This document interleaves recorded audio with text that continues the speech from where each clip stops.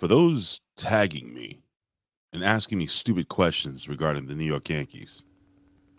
Shut up! Oh my God, I don't care! Hameen Media Group. Big Ray Hernandez. The Vet, Jamie Williams. This is your Next Level Wrestling Review.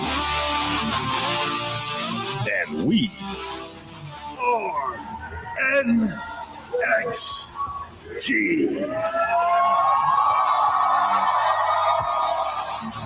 I'm hurt and I'm old and I'm fucking tired and I work with fucking children. Yes, boy!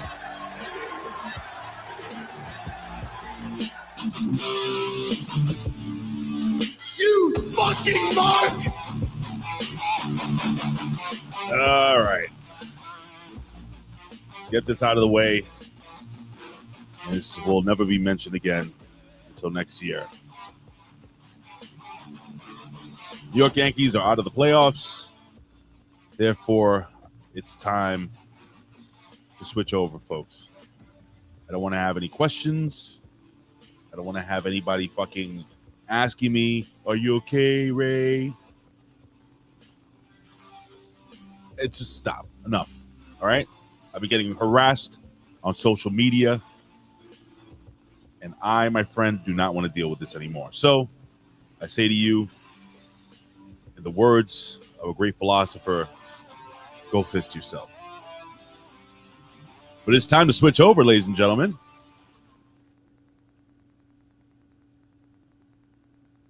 Any day now. We are the New York Knicks. We are the New York Knicks. We are the New York Knicks. We are the New York Knicks. Say go New York, go New York, go. Go New York. Oh yeah. Say go New York. 2-1, ladies and gentlemen. Go New York, go New York, go. The New York Knicks are live tonight against the Charlotte Hornets, with Lonzo Ball taking the lead against our boys RJ Barrett, Julius Randle, and of course Jalen Brunson, along with coming off the bench, Obi Toppin. Yes, ladies and gentlemen. All right. So it's all basically, it's going to be all, basketball and football talk, because the New York Giants are 6-1.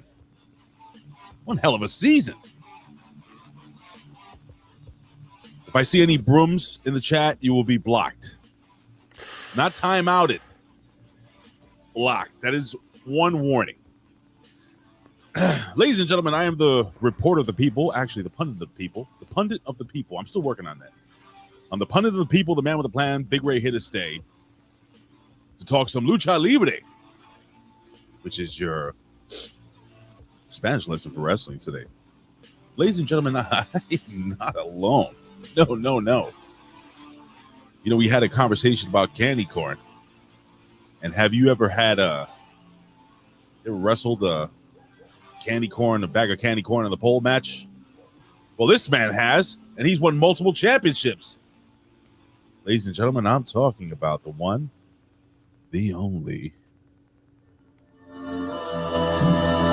The Vet. He's a Rip Rogers guy. The Vet. Vet. Rip Rogers guy. ladies and gentlemen, if you have an injury, just melt some candy corn, cover that injury up with it. Gash, candy corn. I have a little bit of chipped tooth. Just shove a little piece of candy corn in there, ladies and gentlemen.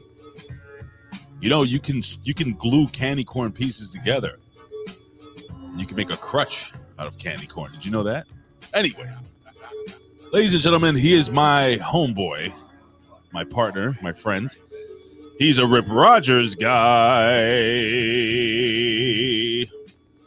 The devilishly handsome veteran, Jamie Williams. What's going on, vet? Hello, Ray. Hello. Halloween and shit. But so right off the bat, we got a question from the innocent Aaron Ben Shlomo, who fuck. What's wrong with brooms for those outside the U.S. who do not get the reference? Would you like to explain, or should I explain? No, you've talked enough. I'll explain it. You do that. You start talking about candy corn in the middle of my intro. You know, in a sports series, if one team wins all the games in the series, that is known as a sweep. So to put it in a different perspective, let's say there was a best 2 out of 3 falls match or whatever, and somebody won 2 straight falls. That would be a sweep. They call it a clean sweep. And what do you do with a broom? You sweep. So that is the shorthand for, you know, the little broom emoji is a shorthand for the fact that I know Ray said we weren't going to talk about it, but I'm only bringing it up because I have to explain it. But you've all been warned. God, who the hell cares? You've been warned now. So if you, Buckshot Kid being cute, if you put any more brooms in the chat, I don't want you gone forever. You're one of our main supporters. Forever. Yeah. Well, at least for this episode. Forever for this episode.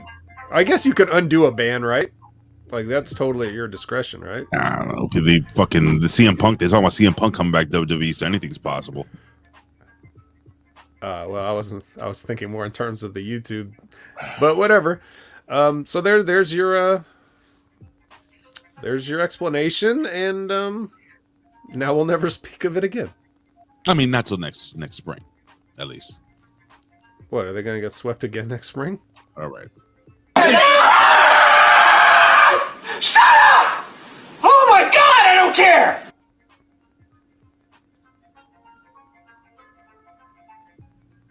As a Yankee fan myself, the only solace I can take in this horrible loss is that would have taken, if I had watched a second of it, that would have taken to watch the whole thing in its entirety. It would have taken 12 hours of my life. That's like a whole day to suffer through that. So I'm glad I elected.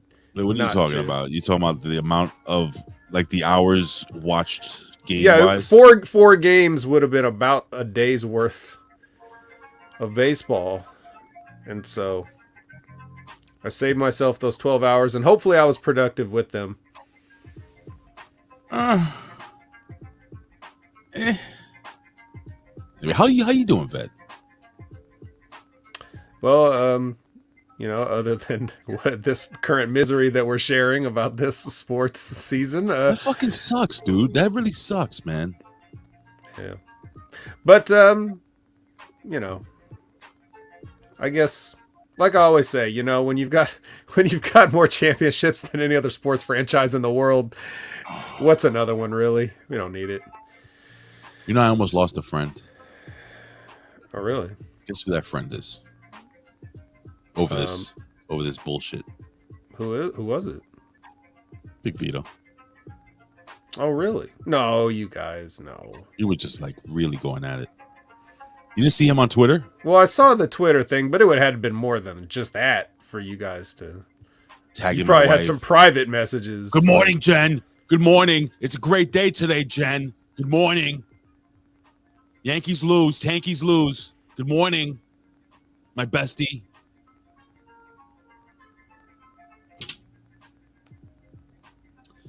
On the 3 count today, ladies and gentlemen, we will be reviewing Halloween Havoc.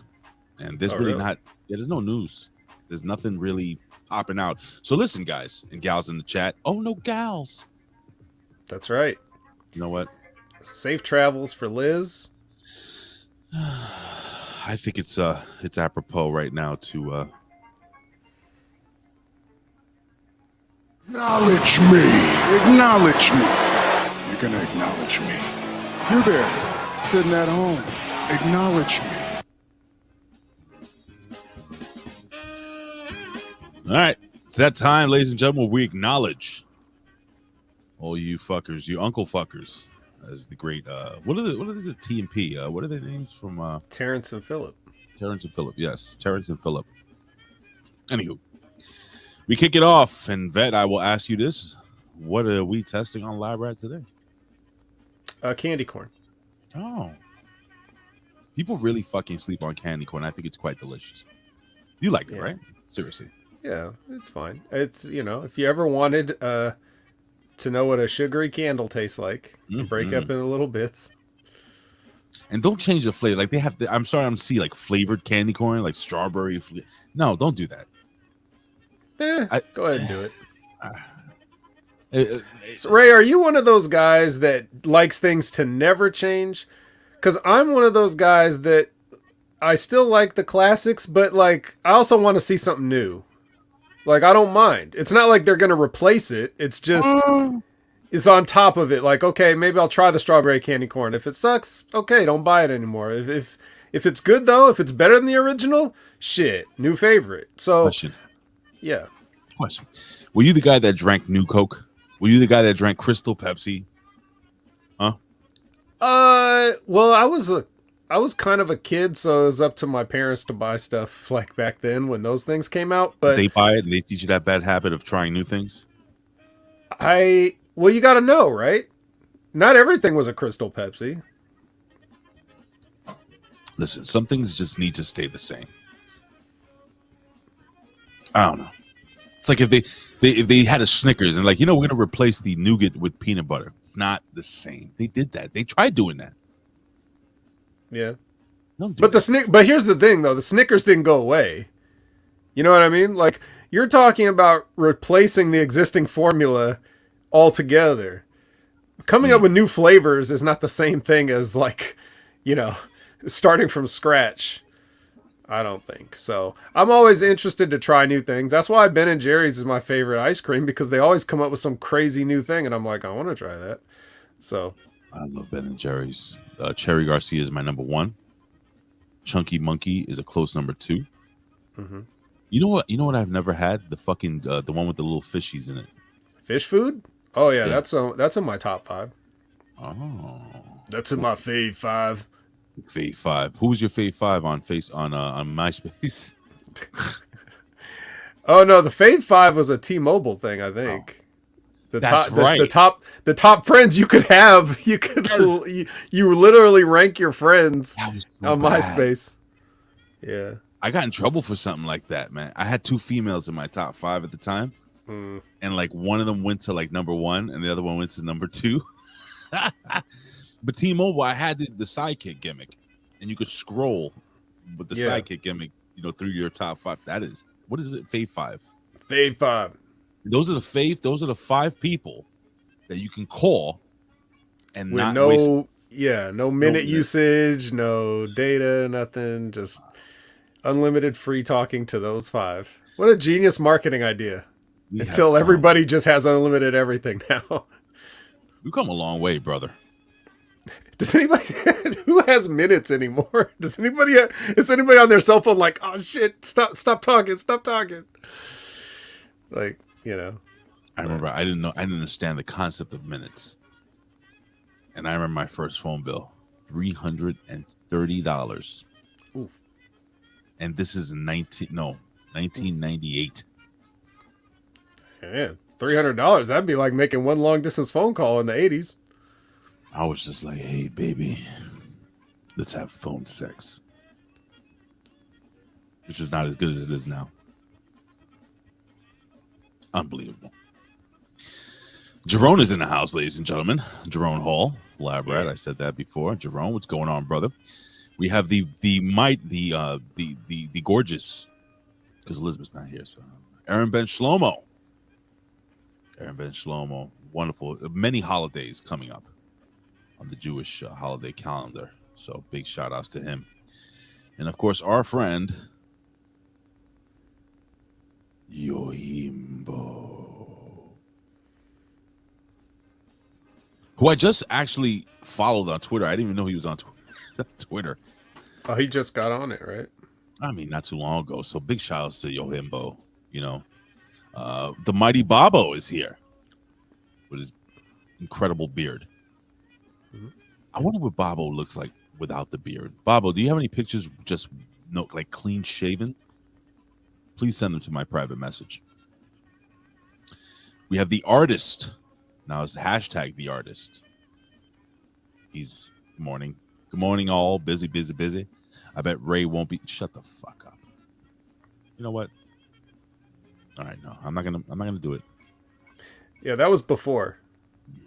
He had put that in a long time before. Frank's Picklebarrel ass, who was 2 tweets away from me blocking him permanently on Twitter.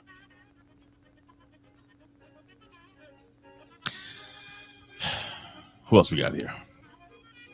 Dan Heffron is here, ladies and gentlemen. Yes. Oh, speaking about Handsome Dan Heffron versus Al Robinson. Ding. Yep.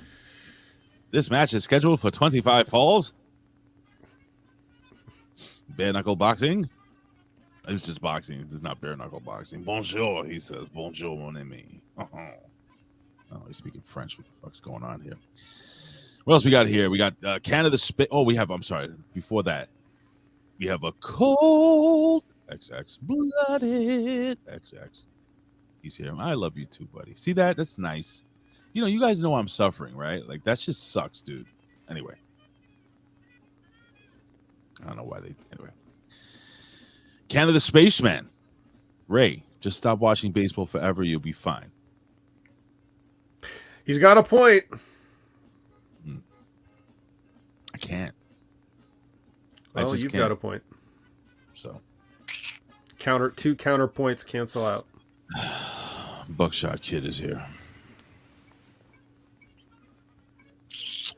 Again, that was before the warning. So. I know. I know. And I think that might be everyone. And wait. no, I will. Oh wait, no. Go ahead. I think he. Well, I seen Jinder Mahal.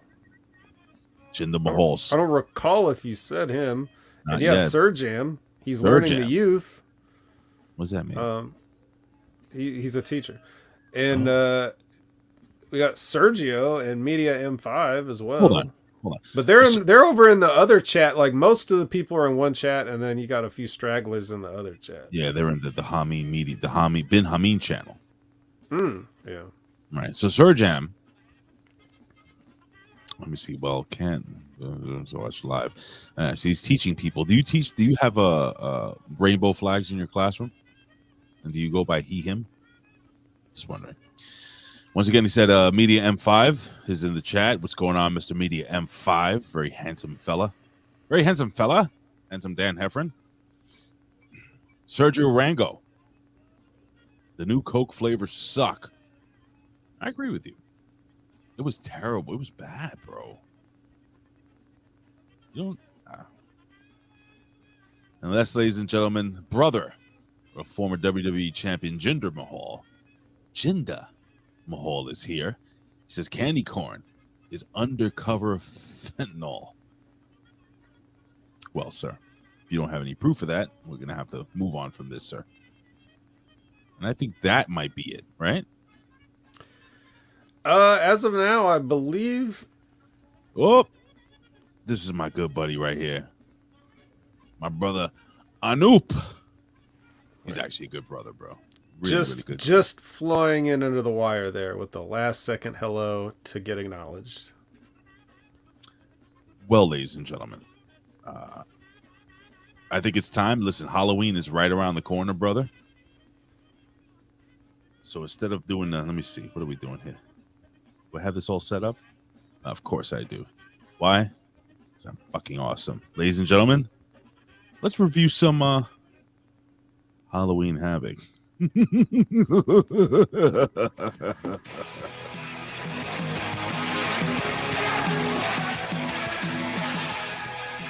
Halloween Havoc took place this weekend, this past Friday. And I'm not going to play too much of this, but I will play this.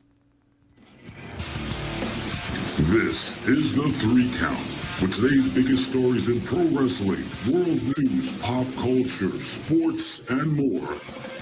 And now, back to Big Ray and the Vet.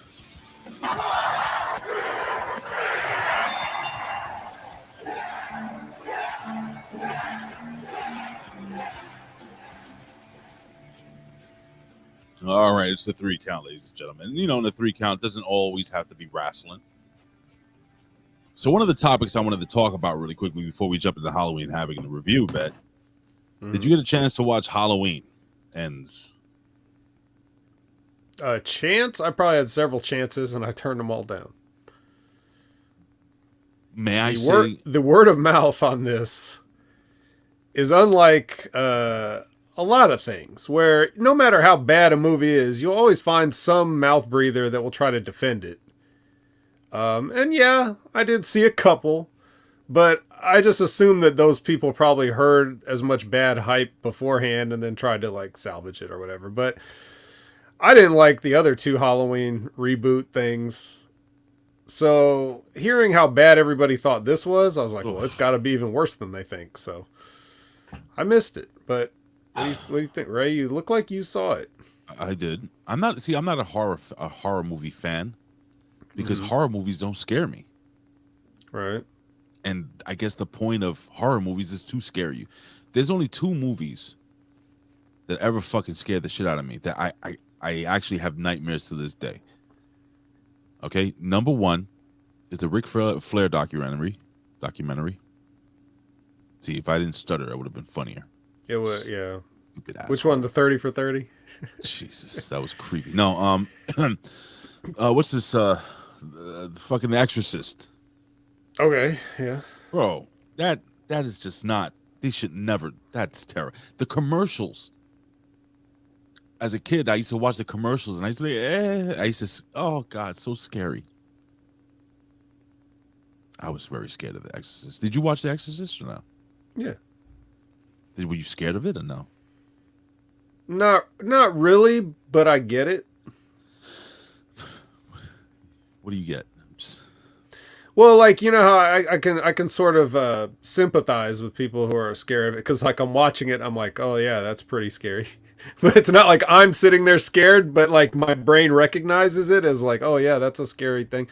They just didn't do stuff like that in movies, really, at that point. At that point in the 70s, you know, we were just coming out of like the era where everything, all the movies are like pretty squeaky clean. Mm-hmm. You know what I mean? Like even a movie like Psycho, which is a lot of disturbing subject matter, but what you actually see in the movie, there's not very much like gore or, you know, anything. It's more psychological. So you didn't really see things as blatant as you would see in The Exorcist. You know, certainly nobody was masturbating with a cross in any movies before that came out. Yeah. So definitely ahead of its time, and it still holds up when you watch it now. It's an all-time classic. I guess The Ring is pretty scary. The Ring? Yeah. The Ring, yeah. It wasn't scary. I'm not scared of clowns. At all. The miniseries from 1990 or this bullshit movie that came out a couple of years ago? No, the original movie. There's some scary shit in it, though. I mean, he's not just a clown. He's an ancient evil demon. I guess, yeah. All right, so there's a movie that now, for some reason, I totally fucking am brain farting on. Mm-hmm. So, fuck my life. And I wanted to talk about this movie because it was actually one of the movies that actually scared me. So I'm going to give you a description of the movie, okay? And you tell me. I can get it. All right, so where's Elizabeth? Oh. Fuck. All right, we're going to have to do this without Well, I could get it before her anyway. I'm confident. Okay. So it's a movie where the kids, they find this place, and down a hole, this dude is collecting like skin of people. They're all up on the walls and shit. He's like and they're driving, and there's a truck that keeps following them everywhere. Jeepers Creepers. Oh, Jeepers Creepers. Okay. Jesus Christ, that is some fucked up shit. I saw all three. I saw 3 of them, I think, with Jen. She loves horror shit. Mm-hmm. That shit stunk. That shit was scary. I didn't like that. Look, Al Robinson got it right away, by the way. Yeah, I would have lost to Al Robinson. if anybody is driven in New York City and been tailgated, that's what it feels like. Not tailgated. What is it? Is it tailgated? When they follow you real close behind? Yeah. If you could watch 3 of your scariest movies, and this is Halloween themed today. We're gonna do more Halloween themed stuff than NXT did. What would they be? As scary as if I'm trying to be scared, or scary as in they're just scary movies, but they're my favorites. Your favorites. Not your favorites. What are your favorites? Because because what's scary really? It's subjective to different people. Some people could look at a movie like Arachnophobia. Obviously, if they're afraid of spiders, that's a very scary. Or snakes on a plane. I don't care. Or snakes on a that's scary for a different reason. It's scary that it ever got made. So like some of my favorites are, I like the original Halloween. I do like the original one, the John Carpenter. With the bag on his head? Oh, no, that's part 2. That's part 2 of Friday the 13th. I'm talking about Halloween. No, Halloween. Didn't he have the fucking, when spoilers, part 1, the first Halloween is where the mother as the killer, right? No, you're thinking of Friday the 13th. Oh yes, I'm thinking about Jason. Yep, there. He is sitting in the upper corner, judging you silently. Scary. Yeah, just don't have sex. Don't have sex anytime soon, or else you'll end up dead. I'm gonna change that Jason to another Jason. Go ahead. Let's see if I think I downloaded another Jason here. Let me see. Yeah. But the original Halloween, I like. Huh? I like the. See him in the corner? Oh yeah. And then I have this one. Ooh. Yeah, that's from part 4. With the axe anyway, please. I really like The Thing, which I was gonna say, even though Yojimbo just said it, but I was about to say it. I like, man, I don't want to choose, so I'll put them both together. But I liked, I'll take the original Night of the Living Dead, the 1968, and Return of the Living Dead, which was sort of like a pseudo sequel, pseudo remake, pseudo parody. It's probably the scariest comedy or the funniest horror movie you'll ever see.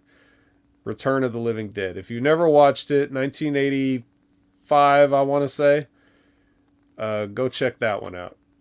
Writer 179 says Freddy was Freddy versus Jason a horror movie? I think it's comedy. I think it's a parody of a horror movie. Is what it was. So it's more seriously, in all seriousness, it's probably more like an action movie. Well, how serious are you? Like, no, I'm serious. I'm dead serious. Or are you? And we serious like a lake period. But there's a lot of good, there's a lot of good horror movies. You can't go wrong with quite a few of them. I don't get scared. I'm looking in the chat, seeing stuff. What are your summer? Let me see. Zack Snyder's Dawn of the Dead is underrated. I've never seen that. See, now that one, okay. Now that one, the first 10 minutes, excellent. After that, it's just an action movie, basically. It's not like the original Dawn of the Dead where it's more suspense and gore. It's more like an action movie. So he kind of, just like a lot of Zack Snyder movies, he kind of misses the point. He misses the point on most of the stuff that he does. Aliens, would you consider that scary? The first one is closer to a horror movie. The second one is balls out sci-fi action. Right. But it's got some tense moments, like when, the radar, where like they see they're surrounded on the radar, but they can't see, they don't know it's above them. Like stuff like that's classic. That's awesome. Yes. But yeah, the original Alien was more like a horror because it's got the unseen monster picking people off. I think a good classic one, a good new one that I found actually not scary, but I put myself in their position. Remember the movie that just came out? I think it was in 2020 with Sandra Bullock, where she was blind, where she was Bird Box. Bird Box. That was pretty, like, if you put yourself in that position that you can't eat. Me, I'm fucked. I snore. I fart loud. and my body just cracks and creaks everywhere. It's like I step, it's like, so I'm fucking dead. Do you not agree? Agree that you would be dead? Yeah, you probably would. Like so dead. Yeah, the movie itself was, I guess. Like black guy in the 80s in a horror film, dead immediately. Right. What is your least one movie, and we're gonna move on from this, but one movie that you were looking for, even as a kid, you were looking forward to it. You were like, this is gonna be fucking amazing. I'm gonna be so scared. And you watched this fucking movie and you were like, what the fuck did I just see? Horror movies. There's probably a lot I could answer on that, but the one that just whatever springs to mind, I'll just say to keep this thing going. But like, you know, when we were kids, Ray, a lot of us, even in the chat, you know, going to the video store and checking out all the tapes and everything like that. Yes, tapes. A lot of what we had to go by was the cover, right? Because the movie posters were very they have so many iconic designed movie posters. You know what I mean? Like just some of the ones that we've already talked about, like The Thing. You know, the poster for that where it shows like the light shining through the silhouette and everything like that just looks so badass. And you as a kid, you go and just look at all the covers and you're like, well, this looks cool. This looks cool. This looks cool. That's kind of how you judge what you want to rent. And I remember there was one movie that had like a really creepy, really interesting cover art for the poster art. And it was called The Stuff. Do you remember that? I don't, not at all. So it was like, the movie was about like a frozen yogurt that becomes like a craze and, you know, turns people into zombies, I guess is what ends up happening. It sounds like an okay premise. And the cover was just like, it shows like a bunch of people like, you know, like melting into a puddle, but still kind of people. And you look at that and you're just like, whoa, that's cool. And then you watch the movie and it's just like some people have like green eyes and stuff and they walk slow. It's stupid. It's the fucking worst movie. Oh, you know, speaking of that, another great movie was The Blob, the 1988 Blob. Great movie. Somebody had mentioned what was it? Damn it. Invasion of the Body Snatchers. The original one. There's a few. Yeah, so do you remember this dude right here? Let me show you this guy right here. I think you'll get a kick out of seeing this. See if you remember this shit right here. And it's pretty old, so well, it's old. Anyway. And this is gonna bring back some memories. Now, again, the quality is not the greatest, so bear with me. But do you remember this?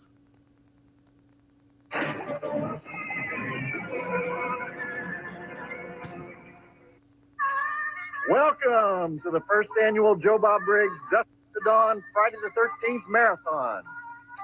I'm rested, I'm limber. I went to the gym today, did 2 minutes on the treadmill, and you'll notice that I don't have a single old Milwaukee tall boy anywhere near me tonight. Instead, we have the caffeine 12-pack. 6 coffees on one side, Frappuccino. I don't want to keep it going. Do you remember Joe Bob Briggs? well, of course. I mean, I was watching WCW, so It was called Monster Vision, and he used to they used to play the movies. Let's say Friday the 13th, and when you came back from commercials, Joe Bob would give you some really funny insight about the movie, and just like tear it apart or like praise it in only the way he could. And it was really, really fun. Yeah, Joe Bob Briggs. Yes, he was fucking awesome. What about did you ever used to watch USA Up All Night with Rhonda Shear? Of course. Fucking course. Bro, come on. It's she was kind of hot, right? Kinda. Now you have me curious. Rhonda Shear was smoking hot. USA Up All Night, Rhonda. Oh my God. Let's get a pic. Yeah, I got something here. Oh wait, it's probably gonna be a fucking commercial, but let's see. Oh, it's from her YouTube channel. It's Wanda. Friday the 13th with 2 great Friday the 13th films. How hot is I this? wrote them down. Friday the 13th. Oh my God. New Beginning. Look at her gimmicks. And Friday the 13th 7, The New Blood. Yes, on USA Up all night. I forgot about USA Up All Night. I couldn't do it. I would have done it, but I can't do it. I can't reach that pitch.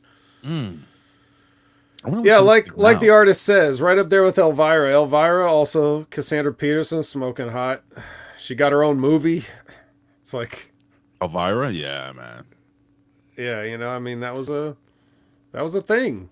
Listen, if you want to really be scared, watch the Rob Zombie remake of The Munsters. Yeah, no. Fucking terrible. Fucking terrible. Anyway, let's jump into quick pro wrestling news. Apparently, let me see. So, what's his face? What's the guy? Sorry, this guy. I'm afraid I've got some bad news. What's his name again? Wade Barrett. He says he may be coming back to wrestling. He may wrestle again. How do you feel about that? Wrestling does not need him, but I will say that he never retired due to any injury reason, I don't think. So the only thing stopping him is him wanting to do it. I knew he thought he was going to be some kind of a movie star just because he was in that stupid WWE film production thing with Colin Farrell and that chick from Prometheus, but it didn't quite pan out, did it, Wade? Is Carl Anderson going to be defending that title or not?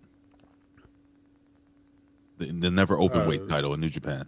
Is that still a thing? Is that still going to happen? Probably. I don't know if they have a match set for it yet, though. You know, he had a match with Tanahashi, and I was sure that Tanahashi was just going to take it off of him, but he won. So I'm like, okay, you know, now what? I don't know. It makes no sense. Well, it's still good news, though. Why? Because this means that, you know, there could be potential a door open for recognition of other companies and collaborations and things. A forbidden door? A forbidden door. Interesting. Oh boy. Warner Brother and Discovery. Let's see here. Warner Brothers Discovery reported they won a long-term deal with AEW and plans to promote them as a sport. Let me see. It says here on on John Azari's or Rizzi's or whatever the fuck his name is, Pro Wrestling Spotlight podcast. There was a conversation about Warner Brothers Discovery running AEW ads during sports programming. Many ads have been airing during TBS coverage of MLB playoffs, which I have noticed. It says Pro Wrestling Spotlight co-host Bob Smith wondered about the strategy to include footage of people going through tables and Chris Jericho attacking ring announcers. Anyway, so basically they're trying to make it a sport. Apparently they're going to be promoting it as a sport. I guess they're going to sign AEW to a long-term deal. I don't know. But Ray, I heard that Warner Brothers Discovery is axing new original programming and scripted content. Is that what's happening? I don't know. Fuck. I don't know, man. Yeah, so sure, go ahead, do that. I don't know what am I supposed to comment on here. I mean, they've already been advertising stuff like when AEW first launched the whole thing. Don't you remember that whole thing about like ads on the NBA games and stuff like that? And then it turned into a thing where NBA players on Twitter were like looking at Chris Jericho in this AEW promotion and they were like joke tweeting it like LOL, what is this shit kind of thing. I remember. Well, it's not the first time that they've tried to, advertise it on Real Sports. I just find it funny, and I think I was mentioning this on the Impact Attack, but I just find it funny how, you know, now in AEW, we have a precedent for what happens to people who do backstage fights as a shoot. And then they still book worked backstage fights on all their programs. Like you've got, you know, you had Nyla Rose stealing Jade Cargill's car. Like, what's the punishment for that? That's not an instant grounds for termination? I think it would be. You'd think so. Well, let's run that on an NBA game and see if it gets the people to tune in.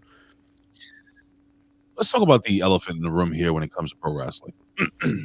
Yes, 1 second. You need candy corn? Oh shit, it's fucking Gary. Hold on. Gary is here, ladies and gentlemen. Let's give Gary a round of applause, please. Come on, give it up for Gary. Give it up for Gary.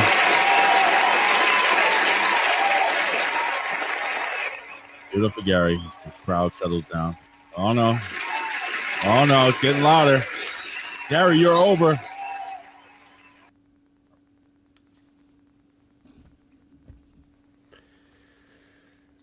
Channelattitude.com for more Gary.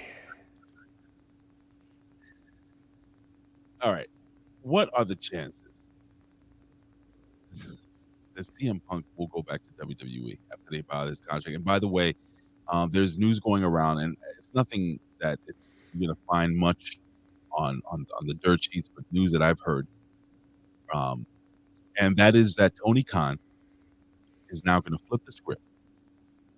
And he's going to talk to the wrestlers that are unhappy at AEW. Like, what's his name? Like, Black. What's this guy? Black Hole. What's his name? Black guy? He's not black. He's white.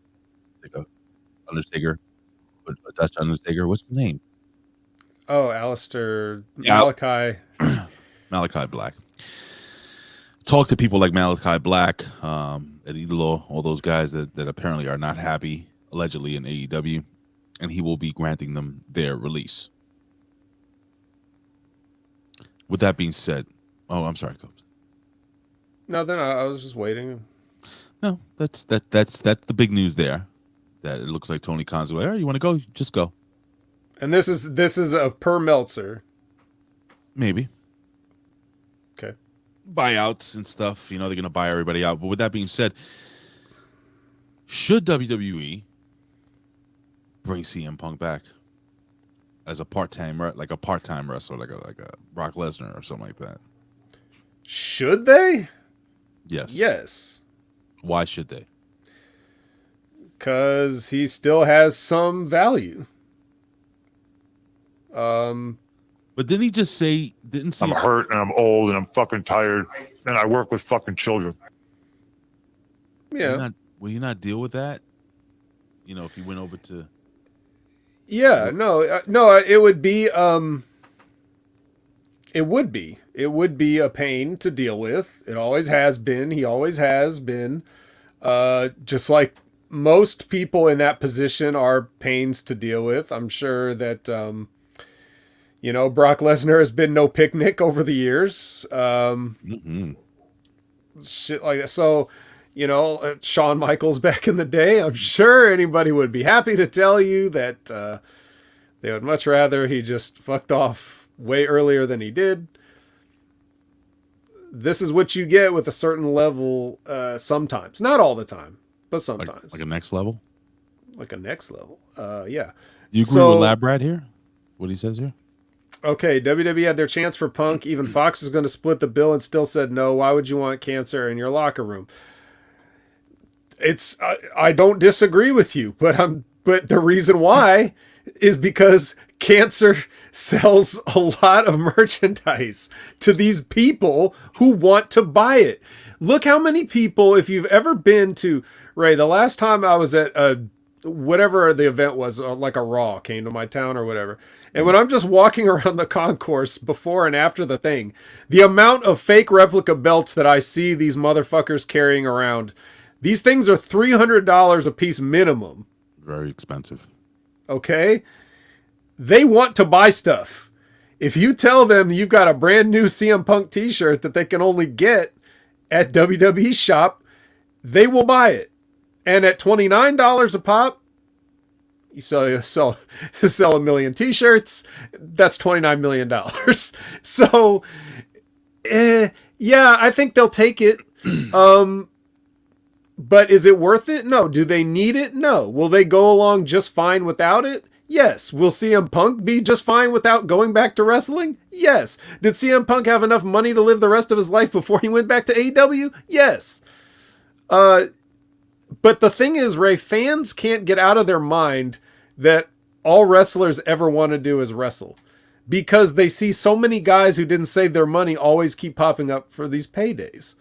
There's been very few guys that have been smart with their money that they don't need it. And even some of those guys still come back just because they love it. CM Punk could walk away and never come back again, and he'd be fine. And so would everybody else. They'd get back over it. Whatever. I mean, after all, he's old and he's hurt and he's fucking tired and he works with fucking children. So I'm not saying that it's the right or wrong move for them to bring him back, but should they? Sure. God damn, they have him worth $85 million. That's more than I would have thought. What? But even if it was half of that, he's not the kind of guy that CM Punk doesn't go out and buy like mansions and fucking sports cars and I don't yachts. think that's it. I think it's worth somewhere between 12 and maybe 15 million. Yeah. So, and also the point that I heard Jim Cornette, and Brian Last bring up is like, who else is there for Roman? There's nobody. He's cleaned him out. Like, you know what I mean? Like, but if you have CM Punk come back, win a Rumble, you got an instant WrestleMania main event.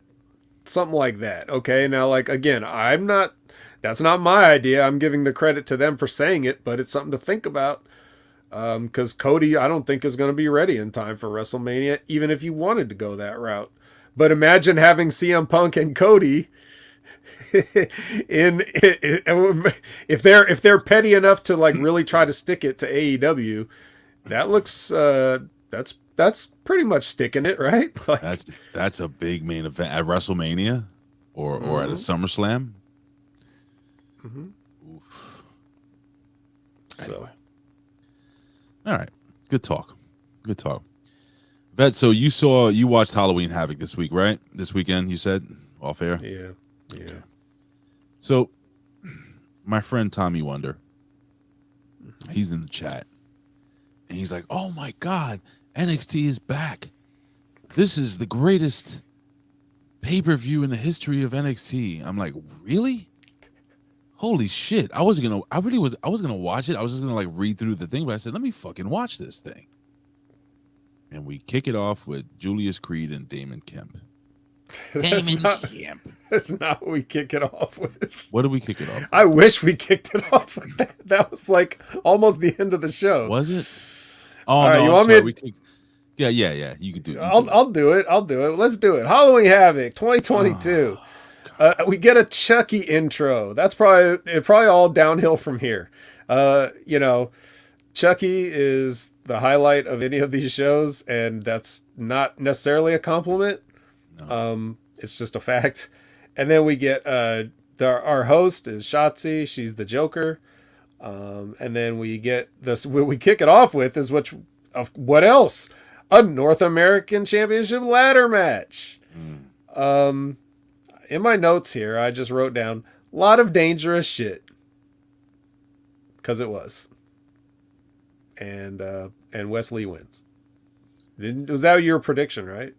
Yeah, I predicted Wesley. I predicted they were going to go with the whole, the redemption story bullshit, that type of thing. And they did.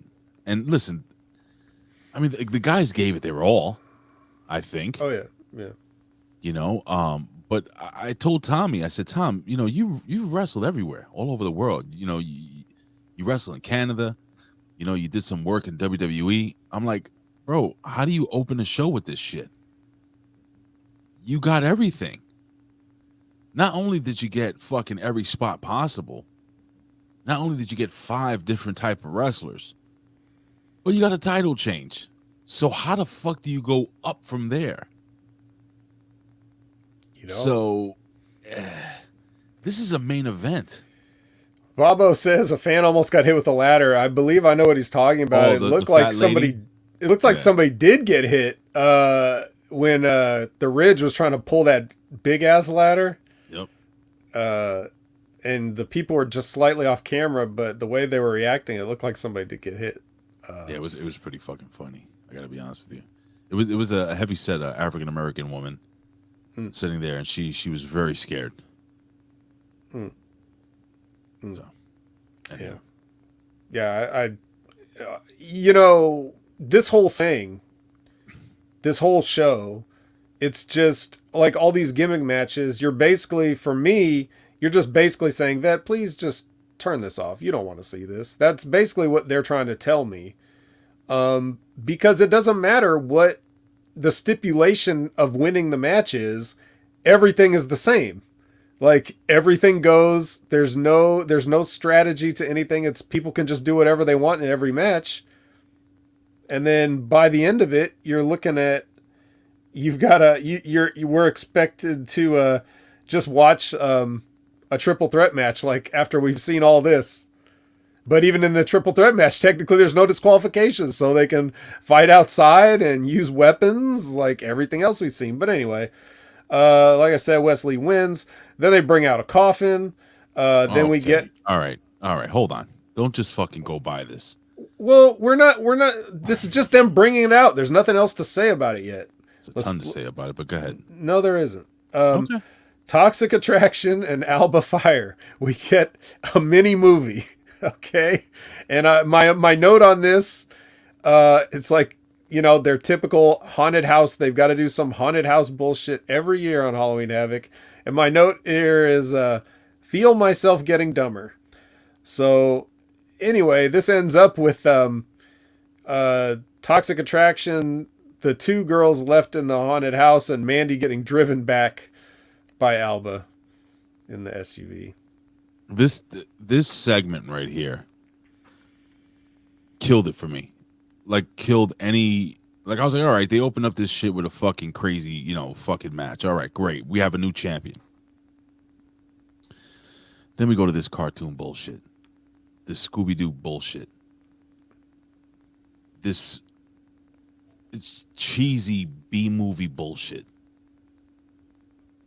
You can't have three girls that can't act and get this over. And then nothing about this was scary. Nothing about... They had the teenager, you know, the little kid with the white face. I'm not going to be scared of that kid. Remember the kid that he's just standing there with the... I don't know what he was holding. I forgot. Why? Like, I don't get... Oh, look at Chucky. He's right over you. You see Chucky on the screen? Chucky's replaced our logo. Scary. Scary, huh? Just like he pops up at random times throughout the show, like in somebody's locker or... Enough with this bullshit. Hey, we've got a show to promote. Season 2. It's very I'm not a fucking baby. I'm not a kid. And I'm not saying wrestling can't be campy. But this was fucking Dungeon of Doom. That's what this was. Fucking horrible. This was fucking terrible, man. Well, it only gets worse. Wait, no, it doesn't. This is probably the lowest point. But it doesn't get much better. It doesn't get much better. I said probably. So we get a package, and then we get to the casket match. You said package. Mm-hmm. Yeah. It's Apollo Crews versus Grayson Waller. Yeah, if I watched 1 second of this, I would tell you something about it, but I didn't. I just know that Apollo Crews won. So I have a lot to say about this match. All right. So you got fucking Sugar Ducky Quack Quack. You have Druids bringing out the caskets, right? Okay. Bro, why do Druids have to bring out caskets? Druids that's an Undertaker thing. Mm-hmm. Stop with the fucking Druids. How about dress people up like Undertakers? Not like the wrestler Undertakers, just guys that look like they work at a fucking funeral home. Did you notice that one of the can those druids, guys can those guys wear whatever they want though? I mean, they're after hours. No one else is there. did you notice that one of the druids was wearing a pair of sneakers? No. I did. Well, maybe So he was trying to be sneaky. Come on, man. This is not good, Vet. Well, bro, that's the least, dude. A druid wearing sneakers on this fucking show. That's the least I should care about. I don't give a shit what they're wearing. This whole thing is brain poison. Then you get Booker T, right? The match is over. The match is over. He goes through the casket. You know that spot where he goes to the. Come on, man. Are you insulting my intelligence, Booker T? All due respect, sir. But you know that the person has to be placed into the casket and the door has to be closed for the match to be over. You can't go through the casket. That's it. Apollo Crews goes over in this match. Very anticlimactic, by the way. Mm-hmm. It's just, what did he do? Just roll him in or something? I don't remember. Yes. Just pushed him in, closed the top. Stood on top. I don't know. We spent enough time on it. What happened next? Chase U has a new transfer student. Oh, God. And that student is Duke Hudson. Duke Hudson's like herpes. But this is what I mean. Herpes is terrible. Duke Hudson is terrible. Herpes goes away, but it's never quite gone. Mm-hmm. It's like whenever I think they're going to fucking release this guy, he's back in a prominent role with mad TV time. Whose butthole was touched that this guy still has a job? I don't know. But it's a good thing they never released him in the first place, because at least they saved Triple H a phone call. You know, so if he's still on like a minutes plan, maybe that's a good thing for him. Anyway, we'll see how this develops. Yeah. We get a shot of Alba driving Mandy back. I think Mandy wakes up in the back seat at some point and gets. What would she do? Did she like reach back and punch her back out or something? No, I think she tried to escape through the other side while driving. Bro, none of this she's shit gonna made tuck sense, and roll man. on the freeway. None of this shit made sense, dude. Okay, what kind of sneakers was she wearing? She's wearing the Druid sneakers, fucking white Pro-Keds. Okay, so we get Mackenzie's with Pretty Deadly, and this is the most probably generic interview that Pretty Deadly will ever do. And then K-Sounds comes in and they do a generic interview about how they're talking about how they're tag team champions and whatever. It's nothing. It could have been cool, but it wasn't cool. And it wasn't Halloween themed. It wasn't anything. And then we get, so this is something I was curious about, even though I didn't have any hopes for it, but Cora versus Roxy in the Weapons Wild match. First of all, Weapons Wild is not a phrase. It's not even, oh my Jesus God! The fuck is that? Is that the ghost of Howdy Doody, or? I don't know what that is.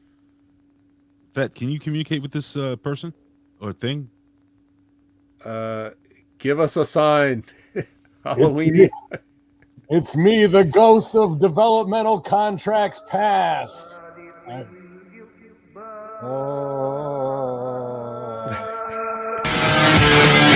Ladies and gentlemen, if I'm correct, this ghoulish, demonic force from the deepest, darkest depths of hell stands at 9 feet 11 inches tall. He weighs 911 pounds. Ladies and gentlemen, he is the new tag team champion of Halloween. Ladies and gentlemen, it is Ben the Hacker Hameen Your Law.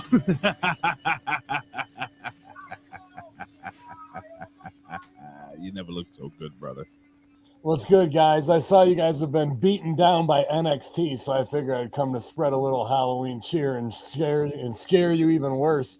Because there's no way that NXT could have been as bad as Raw with a 30-minute damage control go home match. Absolutely brutal, Bob. You know, you can take off that Walmart special mask if you wish.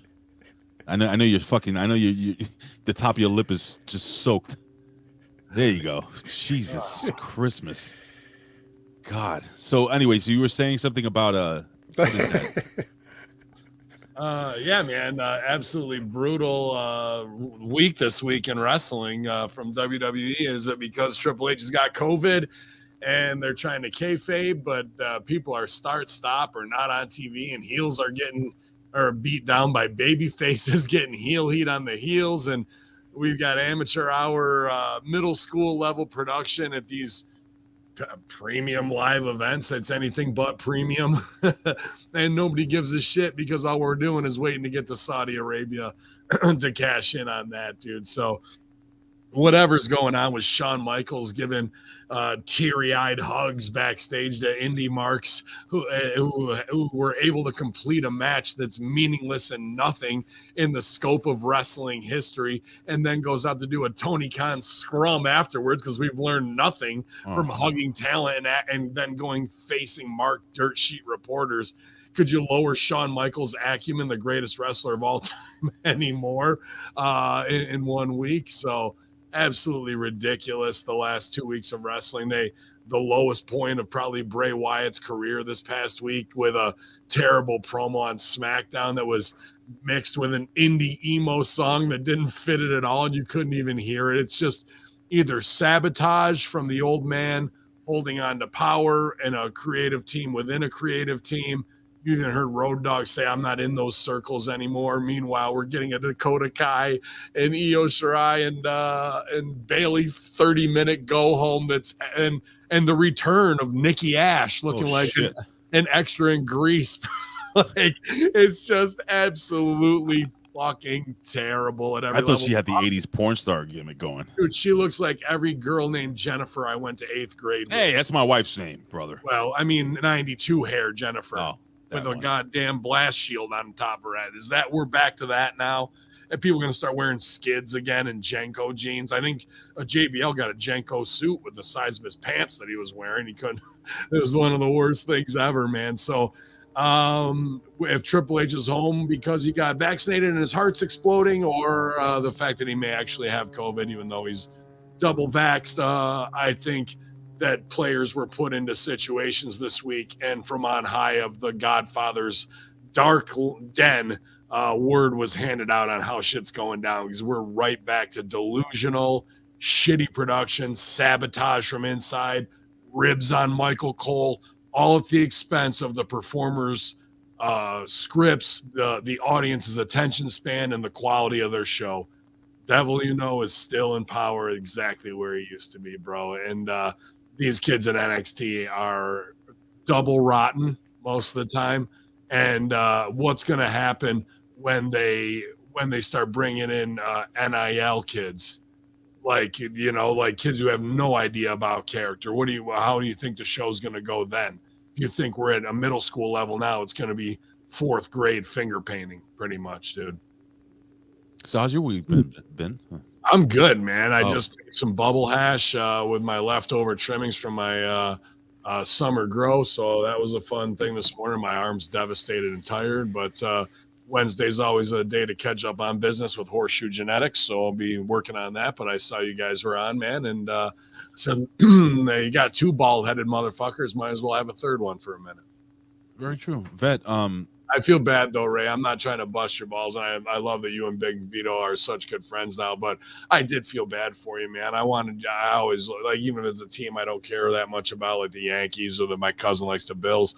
I wanted you to win, man. And those guys, like, holy shit! I just happened to tune in on 2 of those games in the innings where those guys were like, "Oh yeah, fuck me, fuck you. Here's 3 walk-off home runs." I'm like, God damn, like that. There's no cheating or statement in that. When those guys just get up and go, "It's my time, bro," and they put it on there, you kind of can't go against the power of baseball. But I was pulling for you, man. I wanted your team to win. I expressed to Vet. I actually downloaded this one soundbite whenever anyone brings up the New York Yankees. Shut up! Oh my God, I don't care!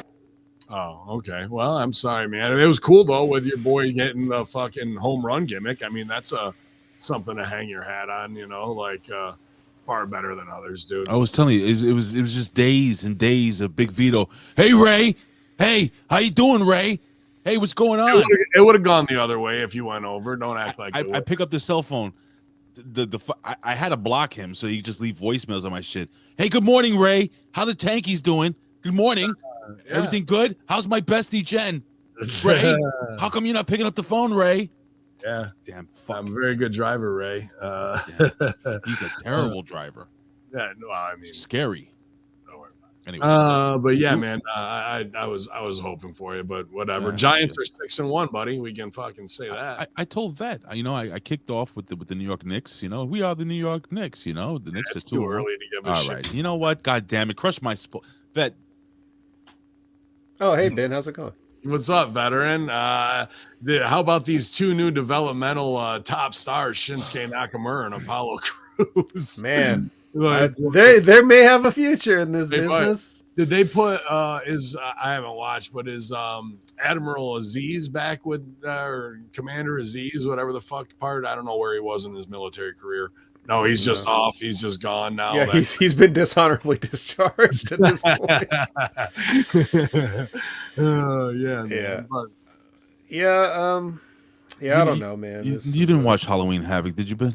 no, man. I was doing the A show last night with April Hunter and the lovely Wow. Inez, So man. many wonderful gimmicks on that show. Yeah, they were getting them out last night, you guys. So Oh. the A Show on Patreon, but they're up live on Hami Media Group and the A Show on YouTube as well. And we had a hell of a fun time just talking all the Halloween stuff, you know what I mean? And obviously those two ladies are the queens of cosplay and easy enough on the eyes. So And who was the guest? Who was the guest there? Shelly Martinez, man, the me tell- vampirist of them all, bro. let me- And she let me- did a little sexy Scooby-Doo outfit too. Let me tell you something, bro. And I mean this from the bottom of my heart. That she is one of the most beautiful women I've ever seen in my life. Oh yeah, she's a smoke show, man, and she She's doesn't exotic. really age, really, to be honest with you. She looks since the fucking same. 15 years, and absolutely looks the same. And she had a lot of fun laughing last night, so it's a good time with the ladies. And you guys, you want to see the hotties in cosplay and talk some Halloween fun? That's what it was last night at the A Show. So I did not watch developmental Grayson Waller or anybody else for that matter. What's going on, but. I wanted to jump on to go, like, I see you guys, you just have that beaten down by wrestling look that I had with Russo after Raw. And I'm just like, here I am doing the consultant show on patreon.com/Hami Media Group, just released episode 7. And it was, they were in, this is February 25th, 2020, 24th. It's a week before Saudi Arabia. They're in Canada. They do the Kevin Owens house show. Nothing is built. And then they go cash the check over there. It's the exact same space we're in right now. SmackDown is down from a year ago. Raw was disgusting that they would waste 3 hours on the show that they did. And obviously developmental's in shambles right now.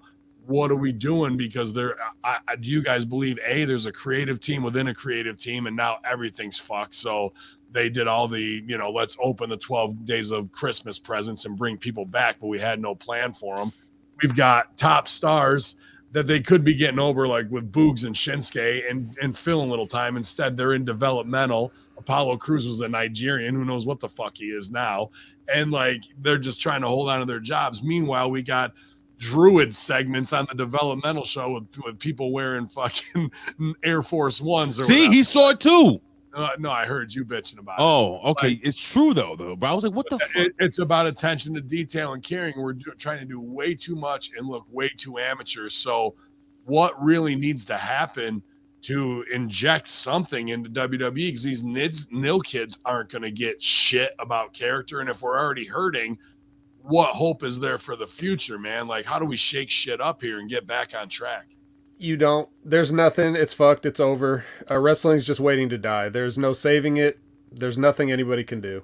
Well, I don't know about The safe. reason I don't go for your theory about the creative team within a creative team, because I think what you're seeing that you still think is Vince, it's just that he's brainwashed everybody to a certain point that the people that are still left are just carrying on what they know, almost like that's just their conditioning. Like, there's stuff that Bruce Pritchard is conditioned to think. There's stuff that Michael Hayes has been conditioned. And you think about it, like, Michael Hayes came from a different time, a different era, like a different world in his territory. And then when he gets to the WWF in like the mid 90s or whatever, he probably was like, I don't understand what the fuck any of you guys are doing. But 20 some years later now, he is that. And now he's doing the same things. Like, they've completely changed his mind on what wrestling is, sports entertainment, whatever. And so these people that are still even Triple H to a degree, he's a fan of old wrestling, but damn, his entire formative career was Vince McMahon's WWF. So he's still got the same bad habits as anybody else. Shawn Michaels too. They're still doing the same old phony sports entertainment bullshit because that's what they think wrestling is now, regardless of what they came up thinking it was. They've now been reprogrammed. So you can take Vince McMahon out of it, and all that means is that somebody won't get, yelled at for saying a belt or hospital or, anything like that. It's things when I see, like, go out there and make sure you smile, and like Liv smiling now in an orgasmic way after she goes through a table, or Raquel Gonzalez not being the badass. Yeah, that's probably just Bruce producing.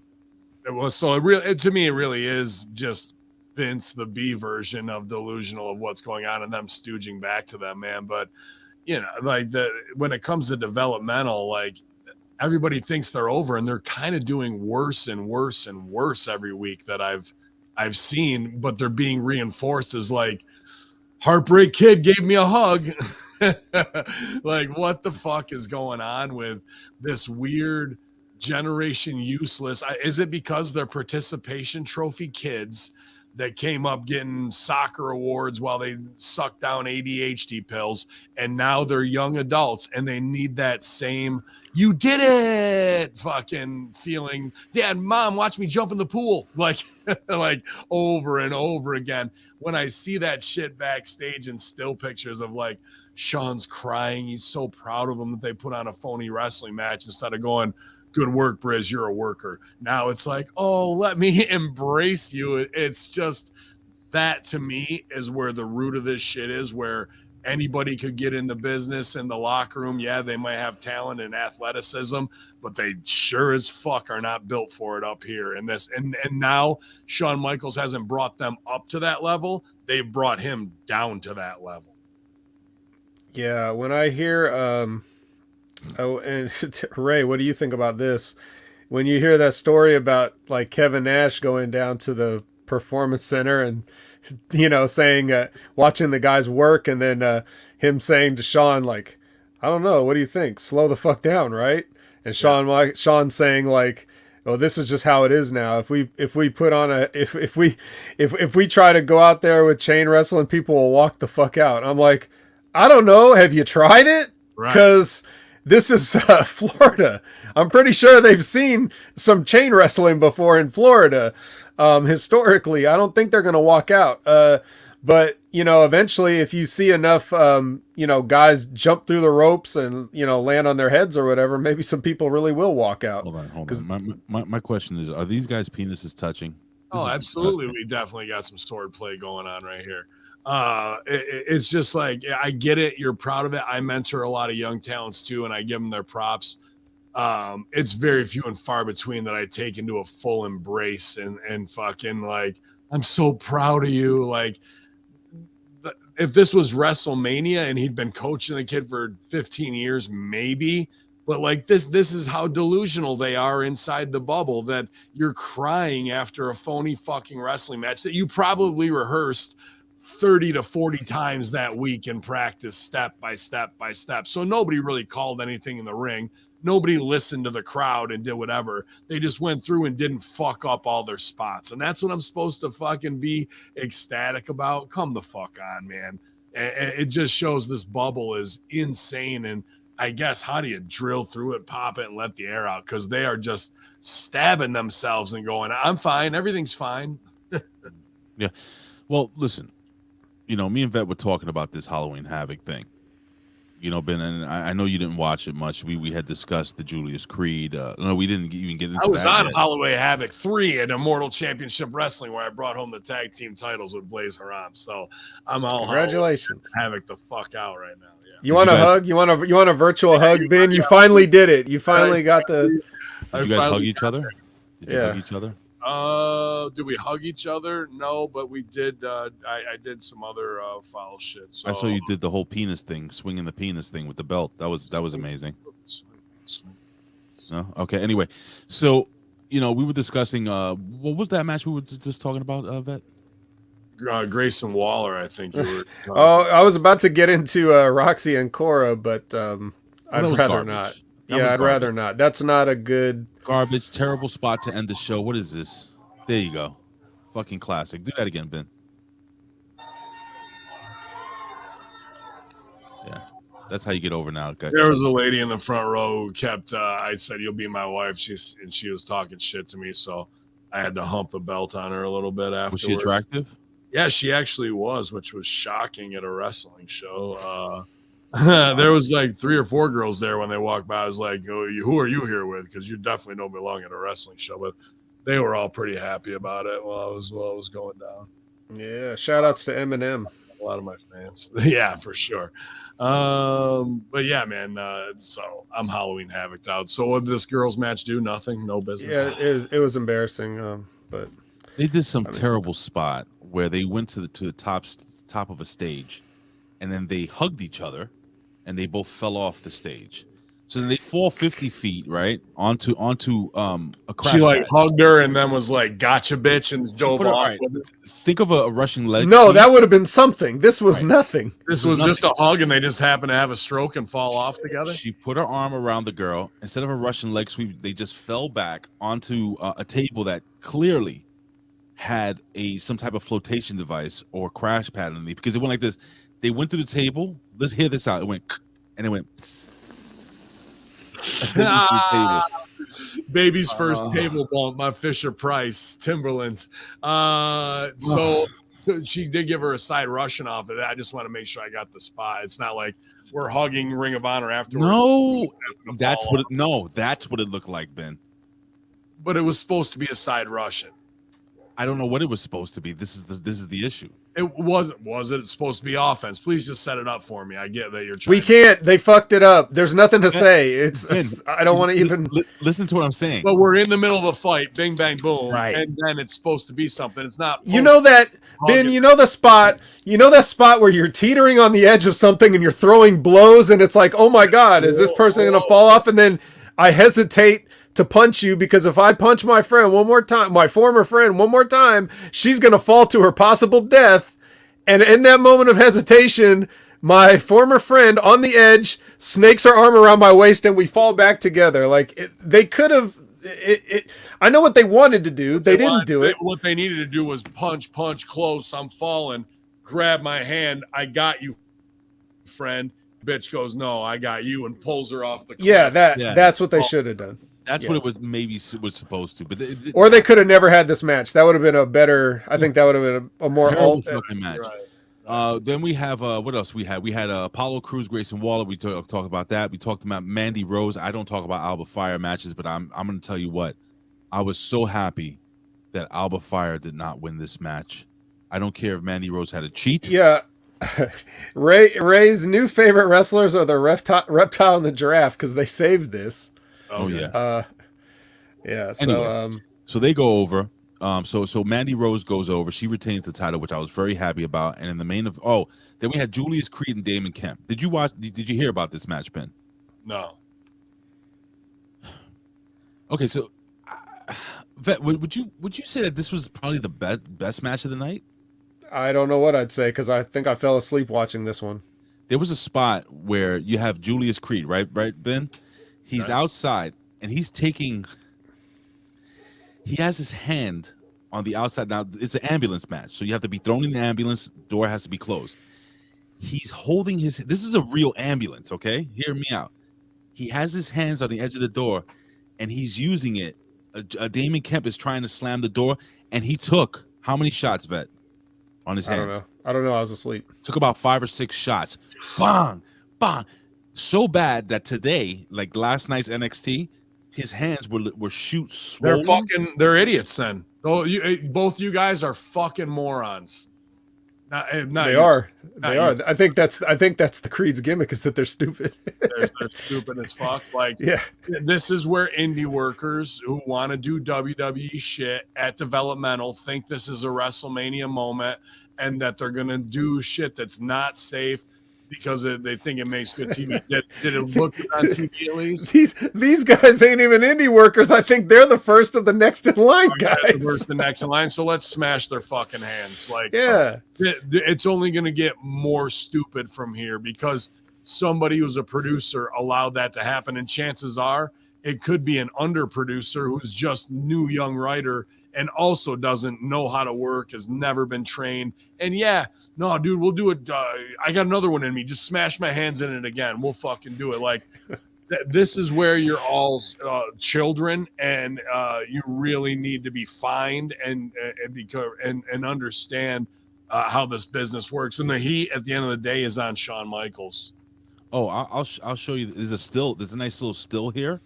Ben, right here. Let me show the you. Heat's on Booker T too, who runs his own school and is letting that shit happen because that's sending the message to his kids that's what you need to do to get fucking. So you see this? Yeah. Bro, slam. You're an idiot.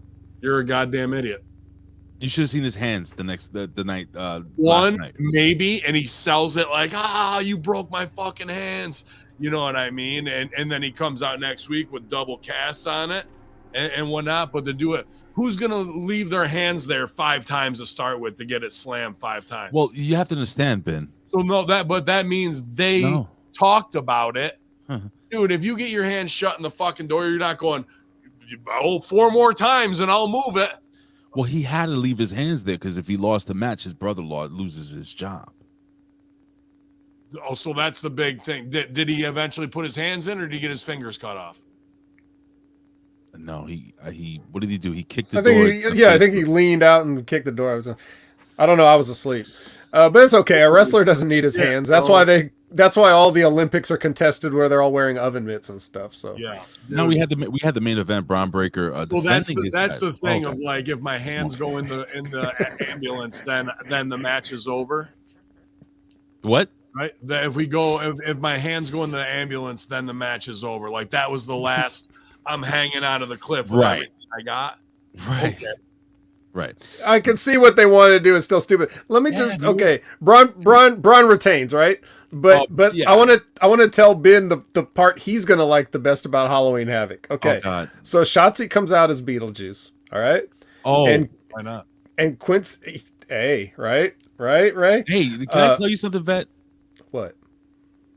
You're right. She is fucking fine. Hey, I did, No, she's fine. Yeah, she's fine. She's like one of them Suicide Girls, man. Right? Nah, she looks good, brother. I never seen it before until Beetlejuice. Not see Blackheart before. I never paid attention. I hate the fucking. Anyway, sometimes. go ahead. All right, so she comes out as Beetlejuice, and Quincy Elliott comes out as a banana, banana. Yeah, he's a banana, and so they wrote this line for him, but he says, I'm glad you find my costume appealing, but I don't think he got the joke. He said it like he was just reciting the line, like somebody told him. He put no emphasis on it. No idea what the fucking punchline is. But I knew you'd get a kick out of that, just because you're always talking about how everybody's so fucking terrible and amateur. Yeah. And this guy doesn't even get a simple pun, banana pun that someone had to give to him. I blame Shawn Michaels. Shawn Michaels, you wrote that popsicle stick pun. What the fuck, bro? Like, there you go, Ben. Can you see that? Oh, well, I mean, there's nothing says TV like going to, Halloween store and getting a shitty banana costume, bro. Like it happened in OVW, and like, not that I'm trying to be like OVW's less than, but we weren't on WWE TV and USA. You gotta step up what you're doing. This looks like a high school play on a soundstage. That's a problem. That's a big, big problem, dude. You might as well just bring everybody's parents to cheer for him and show them in the crowd, like, and get pictures with your parents afterwards for Instagram. Like, oh, we're so proud of Gina, but Mom, that's my real name, kayfabe. Shut the fuck up. Like, none of this means anything, bro, and none of them are ready for TV. And the ones they moved up there, like Kai and Sky or whatever the fuck, and even Nikki's been up there a minute, but Hit Row. Not ready. They just did all these 12 days of Christmas, open the presents. Triple H is a genius, and we have no roadmap, and they have no performance skills to get this over. The through line was Johnny Gargano and Candice LeRae in separate feuds throughout the show. Nobody addresses who's watching their baby. None of that shit. Instead, like Candice LeRae gets the shit beat out of her, and Gargano's having more fun pretending he's fucking the ass raper Loomis. Like, fucking that, nobody's watching the kid. There's nothing like that. And in fact, we could have got a Loomis scene holding the baby that would have had stakes. Nah, fuck it. We're not even going to think about that. It's back to some dumb old wrestling shit like you were saying earlier, Ray. And down here at developmental, nobody's developing that I'm seeing, bro. In fact, it's regression. It's people who don't even really give a fuck about the art form, but claim they're the new evolution of it, but they do nothing to get it over. 5 times in a fucking getting your hand smashed, you're a goddamn moron. It was so bad. It was so bad. And how did he win the match? I don't even remember how he won the fucking match. He threw Damon Kemp in the ambulance and closed the door. That's it, right? It was nothing. Smash, he threw him in. He's like, "Fuck it, my hands are good right now." I'll throw it. Oh no, they probably did 10 more minutes after that. I'm sorry. So check this out. And I know I'm nitpicking, but this is again what it is being surrounded by people like you for all these years. So after getting his hands smashed several times with this fucking door, he didn't kick the door open. I remember. You know what he did? He threw a punch. Oh, good stuff. Did he sell the punch like, "Ow, my fucking hand's broken" afterwards, or was he not fine? At all? You're fired. Not at all.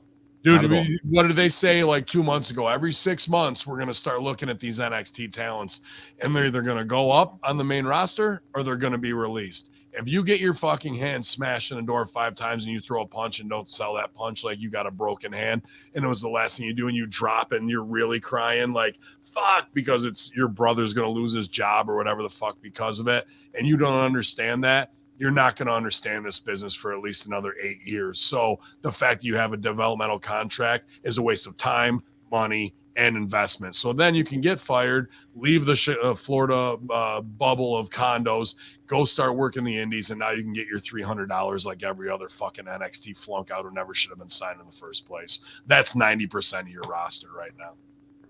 Yeah, that would be the case, except for since that's the new standard, we don't have to worry that these people aren't ready, because this is what ready is now, and all that ready means is that they're gonna axe them. They got 2 years. They get 3 6 months. Yeah, and they'll just get pulled up.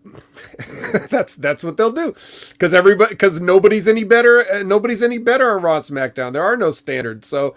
You know what I mean? Like all you're getting ready for in developmental is to show up and do what you're told. That's it. If you can do that, it doesn't matter what, who cares about good wrestling? Who cares about mechanics? Who cares about psychology? Who cares about any of that stuff? They're telling you guys can walk in off the street and challenge Roman Reigns for the championship, no matter how big their YouTube channel is. So why do we care about selling broken hands, or, you know what I mean? Like what's the point? It's all fucked. It's like I said, it's all fucked. At least Logan Paul's going, I need to get better yesterday, and I'm looking for all mentors to teach me in his humble. When you think he'd be the Hollywood Dick, at least that guy's coachable and understands the promotion aspect of it. He just doesn't want to drop the ball in ring, which I'm sure. But that's besides the point. I mean, that's just lucky. It doesn't matter though. If he was a dick, they'd do the same thing. They'd still put him in the main event. They'd still expect him to. They'd still expect him. They're still wasting something that could have drawn money on a paid house. But that's a guy who has delivered twice and will deliver a third time, who hasn't been through your developmental program, and your developmental people who have been there for 3 years still can barely lace their fucking boots and find the entrance, dude, like or work for hard cam. So they've just got a whole college of useless fucking workers who will never get over. Do you see one person on the NXT developmental roster with a gimmick that can transfer to the main roster? Probably Braun Breaker. That's the only guy I see. But not as Braun Breaker. He's a goddamn Steiner, so they've already got a big barrier in front of them. Like they have no vision of what they are. They think they've got it all figured out, and none of them have a fucking snowball's chance in hell of getting over or making the legacy TV they dream about. Just because they're at WWE, they think they're fucking they're made. And they're really some of the worst workers that I've seen in a long, long time, bro. Like, they can't even compare to, like, the Weekend Warrior guys that were at Rips, like, when I was first starting out. You know what I mean? That, like, I'm not trying to shit on any of these guys, but Specs is 10 times the worker, Dre Blitz, and other guys than anybody I see on their roster, Braun Breaker or anybody. Ben, just watch this one little spot here. I'm play 2 seconds. This is it. He Ready? found it. This is it. What do I do? What do I do? What do I do? What do I do? Fuck. Oh, yeah, we're rotten. Everybody's rotten. Why would you even have those girls do that? Because they're so green. Like, why do a stunt spot with those girls? You know, like, because no one will, I'll tell you why. Because no one will remember it. We'll forget it by next week that this ever even happened, because we're just churning out hours and hours and hours of content every week. We don't have time to remember things anymore. It's all about what's the next thing, so who cares? Yeah. They're still talking about Roxy's Big Cake, so I'm going to go look that up, you guys. I just wanted to run in, hopefully darken your dark day a little bit more and say happy Halloween, man. I'm off the sugar, so that it's going to be a tough one for me, but I'm going to try and stay strong through the holidays, scare some little kids. Ray, I like your mask. I think it's one of the scariest masks you've had in years. And but I'm going to get out of here and do some work, you guys. Ben, hold on. Before you go, please, hold on. Hold on, please. Before you go, because this is going to be worth it. I found the hand spot. I just want to show you this hand spot, and then you can go. Here we go. Stop. Ready? Yeah. Oh, no, but here it is. Ready? Here we go. Watch. Oh, I'm hurting. Yeah, he already got hit once with the hand spot, right? Okay. Yep. Then put him out there. Bam! Bang! Don't pretend. Oh, not done again. Not done again. Look, he gives him the Iggy. No. Hits him again. Bam, bam, bam. Right? Was that in real time? Bam! Got him with that one. That happened. Now here's the comeback. There's the comeback. Hit him. Yeah, dude. There's the an elbow. That was an elbow. We didn't see the first one, which I'm sure was shoot. The second one, he had him out there, and he did pull him back, so he didn't get him, and it was a good sleight of hand. Then he gives him the Iggy on the fucking door to do it again, like by slapping the door. Then he really gets him probably for a second time. And then the third one, he comes out and or the fourth one, he comes out and punches him in the face, which is wrong after you've just gotten your hand smashed in the door and you're not selling it at all. So counterpoint, it could have been a forearm elbow thing, the way he threw it. That angle, it's hard to see because it's from behind. But regardless, as soon as he gets out of the fucking back of the ambulance, he should be, oh, motherfucker, and the guy should be on him. Bing, bing, bing. Cut him off with a high knee or whatever, elbow, and then maybe hawk him into the door and still keep selling your fucking hand, because that's the biggest thing. Not, I'm super powered, charged up now. And Sean, the excuse would probably go, sorry, Kev, that's just how we do it now around here. We no sell shit after you put somebody's hand, in a fucking door and smash it. Like, that's where the problem lies. Now give me a hug and let's cry together. Okay. Put over your shit, Ben. Yo, infidels, cameo.com/Ben Hameen, patreon.com. Halloween Media Group about to put up a little bit of Mandir animation that just came in from Master Shoot, the new consultants, and as always, channelattitude.com, where you can get the next level review with the veterans, the vet himself, Big Ray, and Hacker Hameen doing the run in here. Hameen Media Group, you guys, channelattitude.com. Thank you guys for being my sergeant at arms, man. I appreciate you sitting through these shows. It's terrible. Not a task to do some weeks. I know. I want to fucking raise. It was even worse. So we're all in it together, man. All my love to both of you guys, bro. Love you too, man. All right. See you, Ben. Hey, guys. Just pray you're not a victim. Equipped with a stable just in case he's got a stick. I'm no type All of right, ladies and gentlemen, that was the Ayatollah of rock and roller. And Vet, I popped you.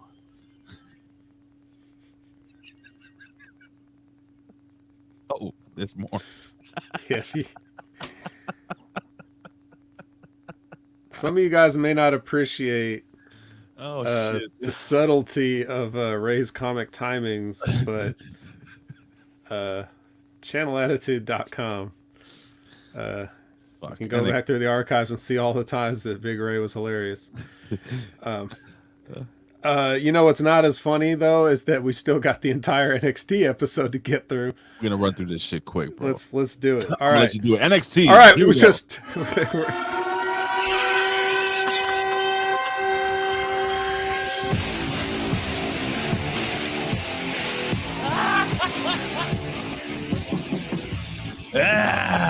Ladies and gentlemen, NXT took place Tuesday, October 2022.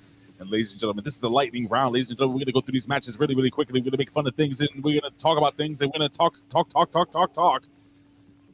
very fast. All right. Well, the best way to start is with a recap of Halloween Havoc. So if you haven't been paying attention for the past hour and 36 minutes, here's what happened. The first match of Halloween Havoc. No, just kidding. Oh. All right. We go straight into the championship intros for Zoo Lions versus K-Sounds. Yes. They have a match. Yes. I thought it was a really good match.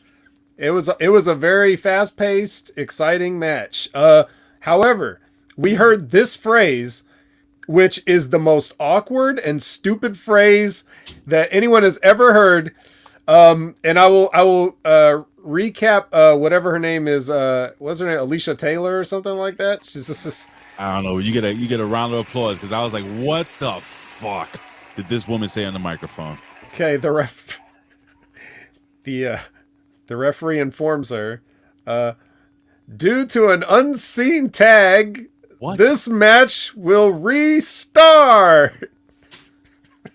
Due to an unseen tag. Yeah. So what happened was they pinned the wrong person, but that was the spot.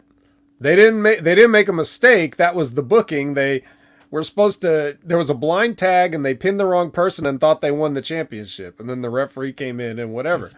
So that's what the announcement should have been. It should have been the illegal person. There was a fall on the illegal person. Therefore, this match will continue. That's not restart. Continue. Yeah, there's no, Yo, dude, not for nothing. The pop of the crowd when these two girls won the titles, and then the absolute letdown for when the girls had to give the titles back was an indicator they maybe should have switched up the ending of this fucking thing. But real quick, Vet, I thought all four girls did a great job. I really do. The little girls, I'm like, you know what, man? The K-Sounds, I'm like, these girls, they're too small. They don't look the way they work and the way they're just constant. They're like two little Rey Mysterios running around the ring at the same time.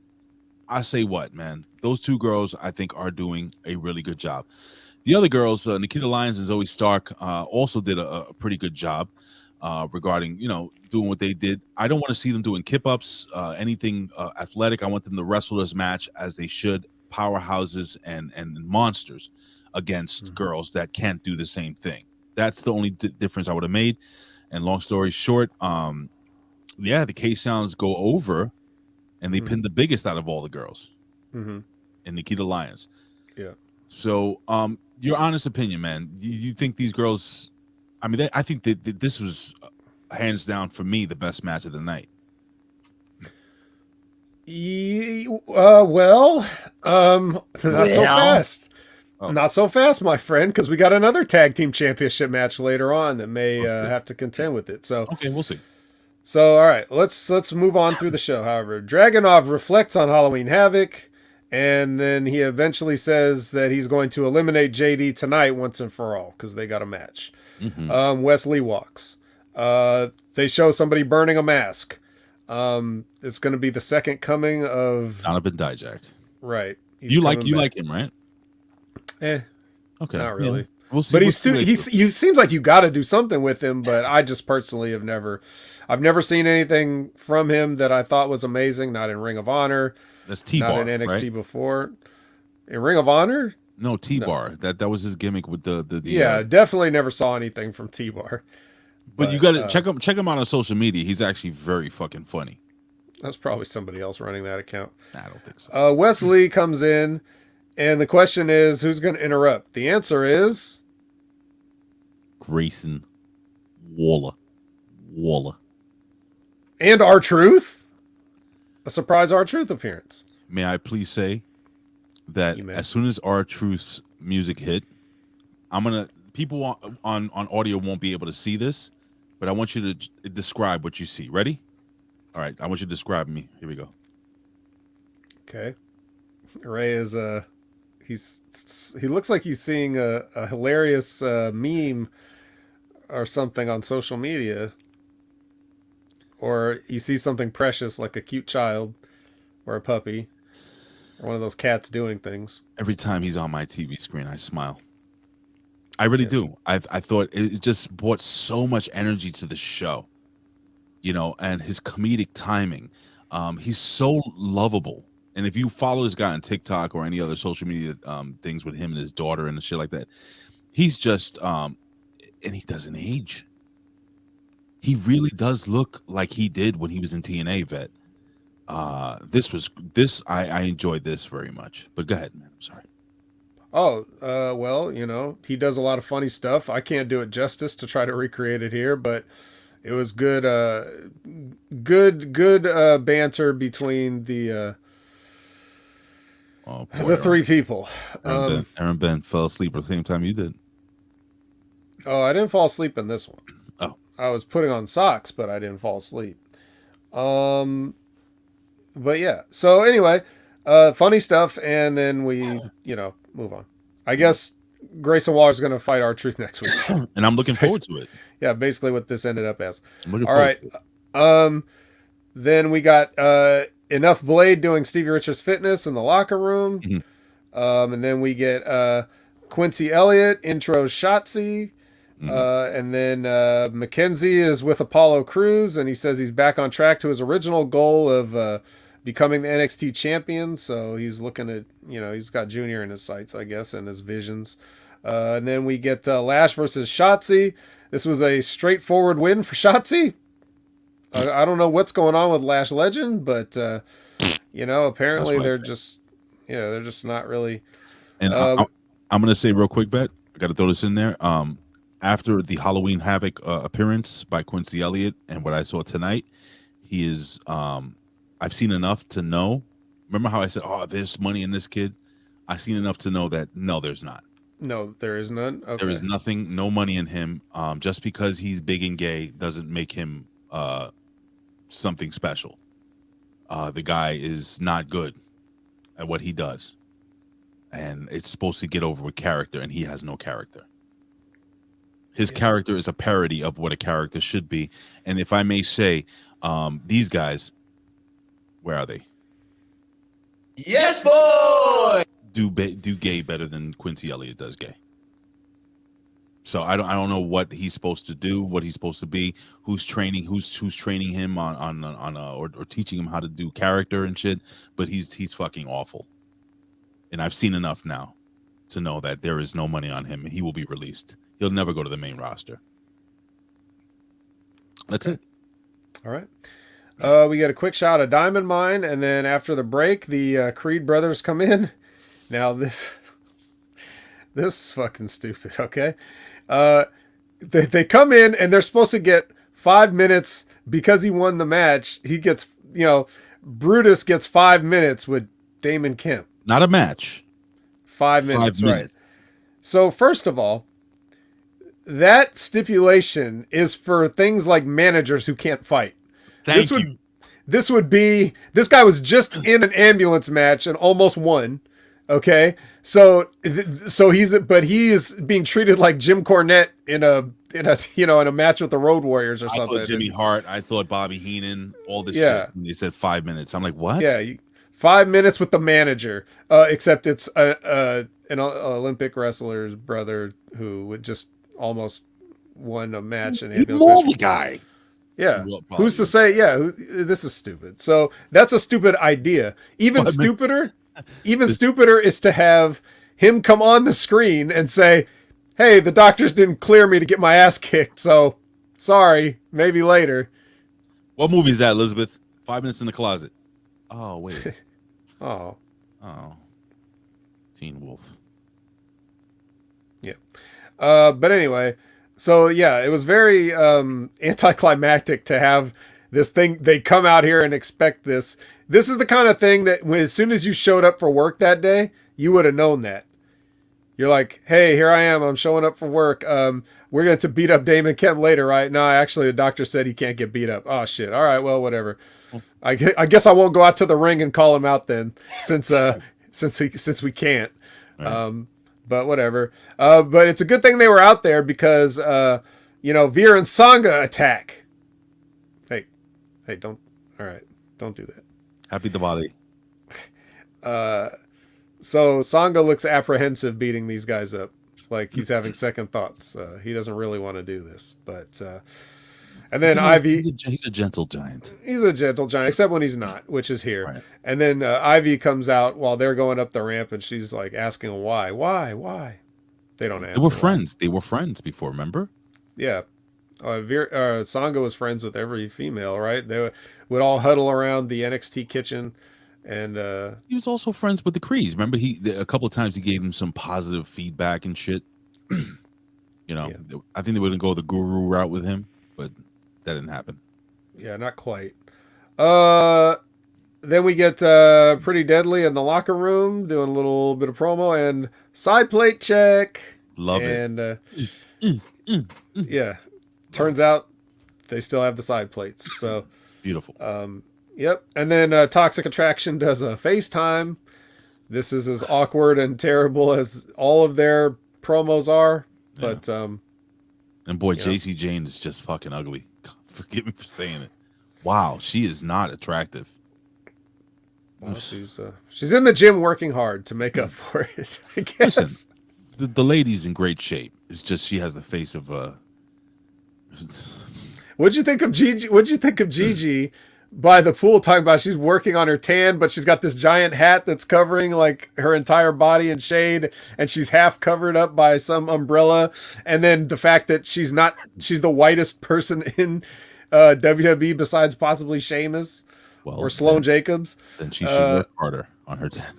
Right? Yeah, I don't know if that was supposed to be a joke. If that was a joke, that was hilarious. It may have been a joke.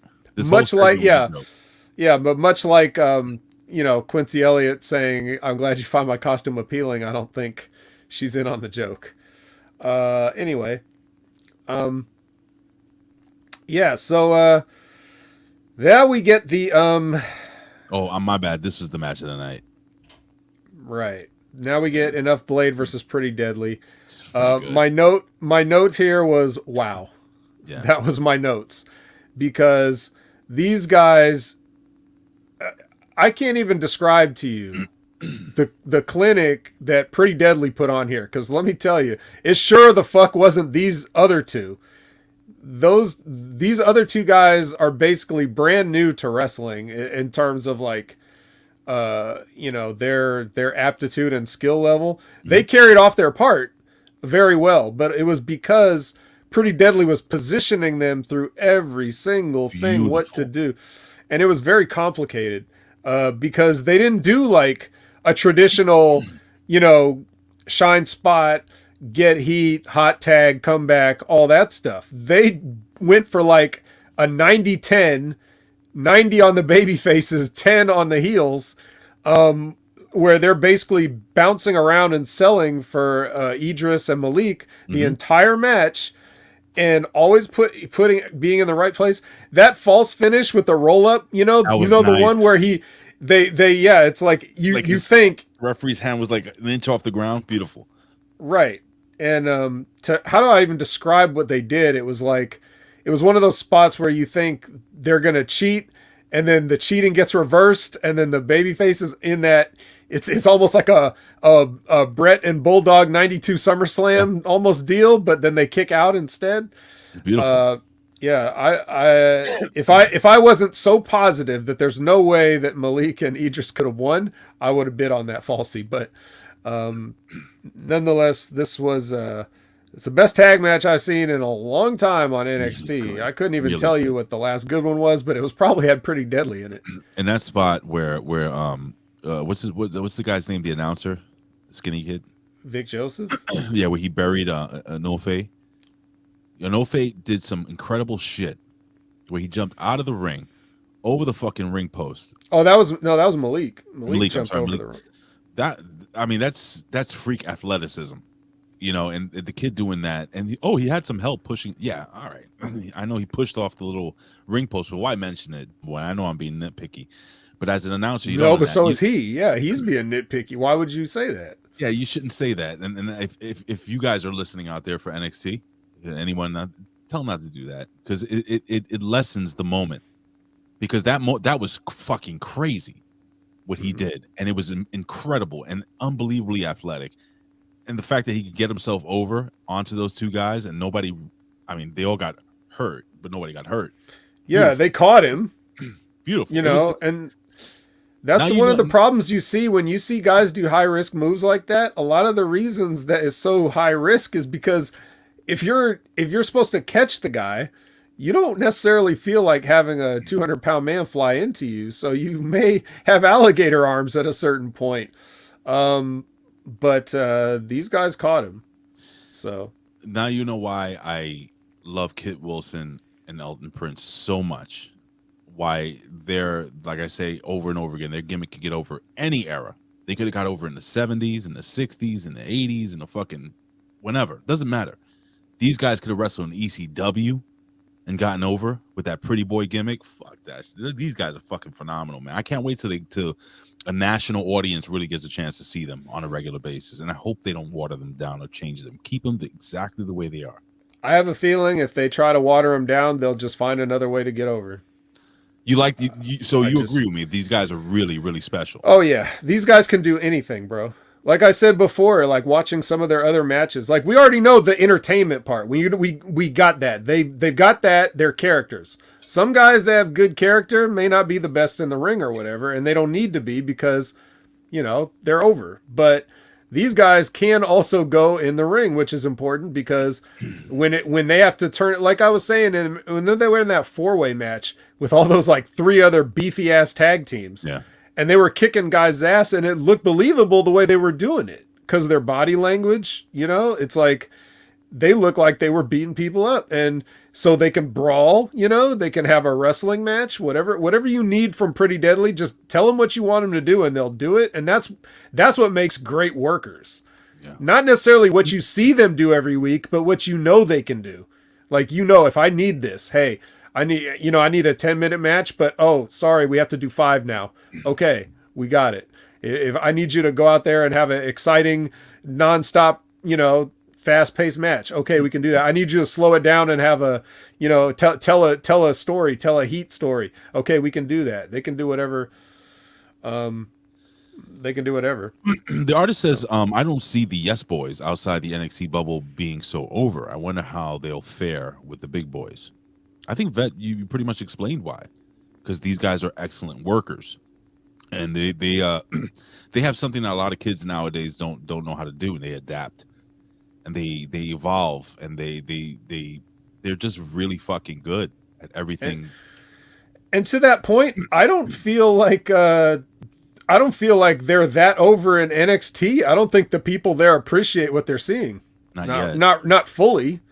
I mean, I think they get it, but I don't think they're like, You know, they're not rabid over these guys, but I'm just saying you and I are seeing already. We're seeing ahead of what the fans are seeing. So. And I'm going to end by saying real quick that I think selling, showing that you're hurt and selling that is very underrated. A very underrated thing in professional wrestling. Hulk Hogan, not Hulk Hogan. Now, let me give a better example. Ricky the Dragon Steamboat was a little dramatic, but he used to sell the fuck out of being injured. You used to believe that he was really So hurt. did Hogan. Hogan as well. Hogan, pandering to the crowd, so on and so forth. There's something special about somebody that knows how to sell, being beaten up. It's the number one most important thing that you can actually do in a ring. And these guys are great at it. Go ahead and put who you think is the greatest wrestler of all time. Go ahead, put it in the chat. Just one name. Say this person's the number one greatest of all time. And we'll see if anybody names a wrestler that was not a great seller. We'll see if it's even possible. Because you could have a lot of different answers. You could say a Bret Hart or a Shawn Michaels. You could say a guy like a Hulk Hogan. Or you could say, but whoever you think is the best, the common denominator is probably great sellers. So yeah, Stevie Richards. Stevie Richards actually was a really good seller. He was really, really good. Like really good. So I don't know if you were being Joe. Kurt Angle, excellent seller. You don't even need to qualify it. You don't even need to say who had the best personality or whatever. I'm just saying, who do you think the best is? Barry Gibb. And they're but that's what makes a really incredible enhancement talent. I would say somebody that can make that can shine the superstar. Barry Horowitz. Mm-hmm. Was an incredible seller. Watch some of his matches, man. Ric Flair. Oh God. Yeah. Anyway, JD McDonough reflects. Mackenzie interviews the upset Zoo Lions. Schism unmasks as they're saying their promo. I'm saying, who writes this shit? This is the most horrible thing. He's like, what was Drake saying? Something like, pain brings pain, but love brings love. Shut the fuck up. Yeah, shut up.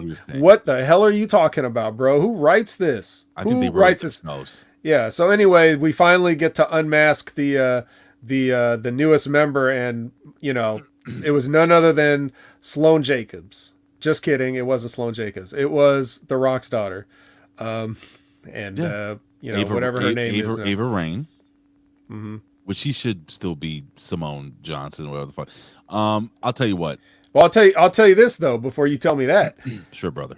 If they're going to use the stupid name that we already announced she was going to have like months ago, right? Being in Schism where everybody's already gotten a name change to this point is the only way that would even make sense. You know what I mean? Like in a character way. Like okay, well, that's why she's not calling herself what her real name is, because she's in this group who also don't call themselves what their real name is.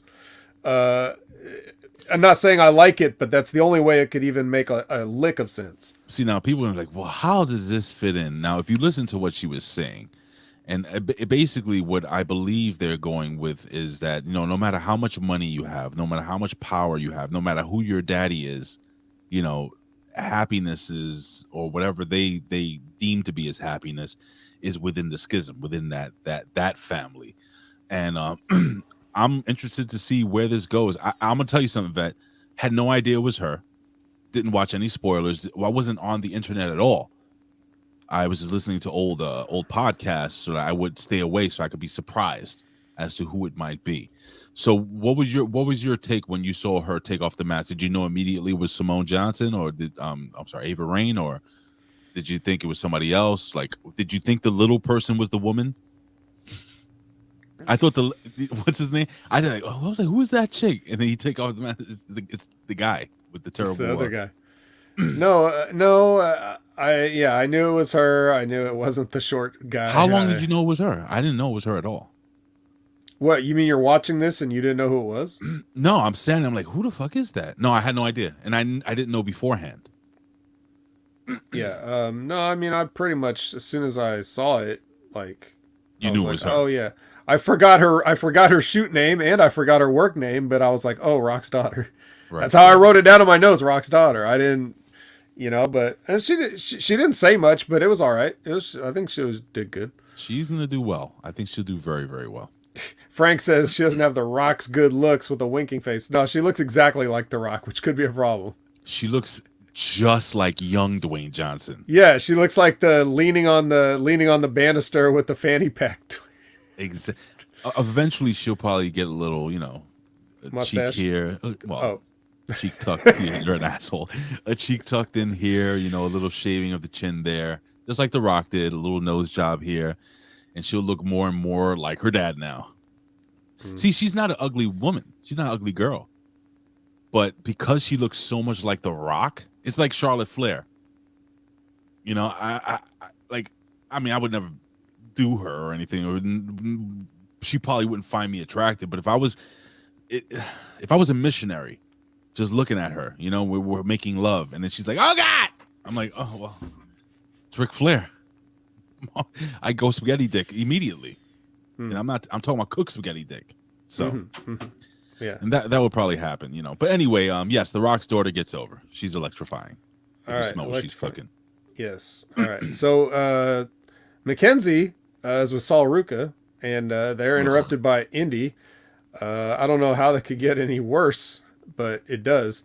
Some robot leaves a message on the Performance Center's answering machine. Okay, I'll just let time tell on that one. I'm laughing at just the thought of Indy Hartwell. They should, like, at the end of every match, they have a trough where she drinks out of, and she's a little hoarse.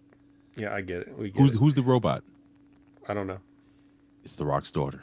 Oh shit! Yep. A debut and a vignette afterwards. Huh? Yeah, whoever it was, they said on this answering machine, sincerely scripts with a Y. Also, you don't have to say sincerely on an answering machine message. That's usually for just written letters, but yeah, whatever. You're a robot. You don't understand things. No. So now we get Ruka versus Indy, and Booker T says the line of the night when he says, "You can't let some surfer girl come in and beat you." And sure enough, she doesn't, because the match is over like the instant he says that. Indy just Listen, Booker T is gonna lose his job with the WWE. I'm gonna tell you why. Now I'm gonna tell you why. Number one, he's already made it very clear that he's uncomfortable, even though he says he's not homophobic. This was another story. He says he's not homophobic, but when this dude, what's his name? Quincy Jackson, whatever the fuck his name is, Quincy Adams. What's his name? Quincy. What's his name? Zion Quincy. No, Quincy. The fat, transgender guy. The fact that when he was in the ring during Halloween Havoc, I heard Booker T go, "Ugh." He audibly said, "Ugh, sucker." I heard him. He is not a fan, dude. And I think he says, because he says there's no money on him. And I read that after the fact that I watched Halloween Havoc when I made my decision that, yeah, this guy stinks. But Booker T, I think he's not built for this time, if you know what I mean. I mean, I don't know, man. I don't know. Well, but see, Booker, the thing about Booker is, so Carmen Sandiego attacks Saul Ruka afterwards, and she's back, minus hat. Maybe she'll get the hat back, and minus a few pounds. I don't know if you noticed that. Well, this has fluctuated multiple times throughout her career. That's right. Depends on the angle, right?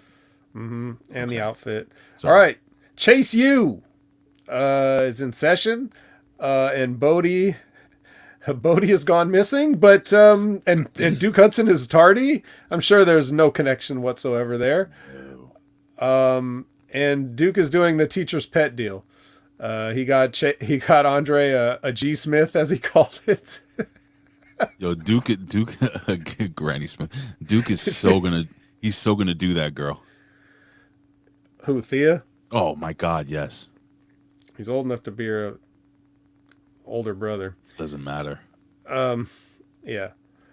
Well, he gave her his pen, so That's just a euphemism for what's going to happen next, I guess. Penis. Yes. Yes. Yeah, so what did you think of this? What do you think of this approach to Duke Hudson? Are you finding this entertaining? It's entertaining in spite of Duke Hudson. Because I love everything they do when they, like the whole chase you thing. He's too serious though. I need him to be a little more goofy. Andre Chase. Okay. All right. Ilya enters for his match. Now Roxy gets a reflection section. This was plainly written but poorly performed on her part. So sorry to say that, Roxy. You know I love you, but this is not good. I'm not believing what you're saying. And then Enough Blade is sad, and they walk outside, and they're like, "We ever gonna get a shot again?" Nope. And then you guys they get picked up by was this Odyssey Jones in a truck full of ladies? It was Odyssey Jones, and I believe he will be the new sexual chocolate. Huh. Whoa, whoa. I want to give it all to you. Oh, yeah, right on. How good was that theme song? One of the most underrated theme songs in the history of pro wrestling. Yeah. Anyway, I couldn't tell if it was Odyssey because it's been so long since I've seen him. What do you mean? This giant black dude with dreads wasn't Booker T. Sucker ducky quack quack. Come in the truck with me. Get in the back. I don't know. Could be a new giant black dude. Oh. For all I know. Odyssey Jones is back, apparently. And I was also, because Vic Joseph didn't say something like, "Book, that's Odyssey Jones." You know, like normally you'd expect him to say something like that. So I was just making sure. Yeah, I don't like Vic Joseph. Yeah, you mentioned that. So There, right? JD McDonough enters, and now we get the main event match. It's JD versus Dragunov. They have a match, and Dragunov goes to the outside. He takes a bump on the table, I think, or something, and then his ribs are kind of taped up a little bit. And kind of. Then, yeah, WWE medical. Because he's got some of that kinesio tape and shit on it, but he doesn't go with the full body wrap gimmick. WWE Medical determines that Dragunov is fit to continue after this, and they do so by forming a semicircle around him and just gently touching him and asking if he's okay for 10 minutes. So, They like touching his rib, and it clearly moves. Yeah, and they're like, "You okay? You good? You okay? You okay?" I'm fine. That's the way he would answer. He's very dramatic. Very dramatic. Is there such a thing as well? I'm asking a rhetorical question. Is there such a thing as overselling? Because if overselling was a wrestler, it'd be Ilya Dragunov on everything. Yeah. He oversells his anger, he oversells his pain, he oversells a bump, he oversells everything, and it's starting to bother me a little bit. Like I like the guy, and it's starting to make me feel more and more that the common denominator to great matches is Walter. Yeah, pretty much. Just saying, Ilya Dragunov. I'm losing faith in him, and I'm gaining faith in JD McDonough. Yeah, but anyway, so ultimately he ends up winning due to a stoppage for fake internal bleeding. Okay, it's the only way you can really describe this. You know, it's like he bit a strawberry gusher, and the ref stopped it. If you're gonna go with, all right, I'm gonna put you on the spot as we sign off here. Okay, you got to go with one of these two guys as your NXT champion, because you know Steiner's gonna go up. It's got to be one of those two guys. Who's it going to be, and why?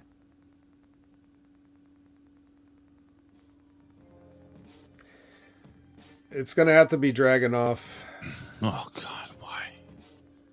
You like? Well, pain, here's my thought process is, if I see somebody that's got some intangibles or an it factor, I'm going to try to make them do things the way I want them to. Lab Rat says Quincy. Yeah. So if there's something, so if I'm running a promotion and I've got a guy like Dragunov. I can tell him what I want him to do. If I don't like what he's doing, I'll tell him to stop doing it and do something else. No matter what I tell JD McDonough to do, he's still going to have the shoulders that are as wide as his own head. And Creepy I bastard. can't. Look. Yeah, I can't. It looks like a child's body with an adult head. Like Chucky? Yeah, just like Chucky. He actually about the same size as Chucky. So there's nothing you can do about that. So sorry. Okay. Well, I want to thank Ben Hameen for joining us, jumping in, extending the show about 40 minutes. And it was fun. It was fun. That was a surprise. You know? Blaze Haram is fucking hilarious, bro. Now that's haram. Anyway, what do you got going on, buddy? Oh, you know, typical stuff. Twitch. See me play some scary games in October. Like? Well, you've already seen such games, like some Resident Evil games, like the first Friday one. the 13th, NES. Yeah, I did it the other day. You should have been there. Oh, man. The archive got deleted, too. Shit. Hey. You had to be there live. Have you played Splatterhouse? Is that you should be able to do that, no? I can't, but I have. I've played it. Oh, okay. Hard That's game. a great one.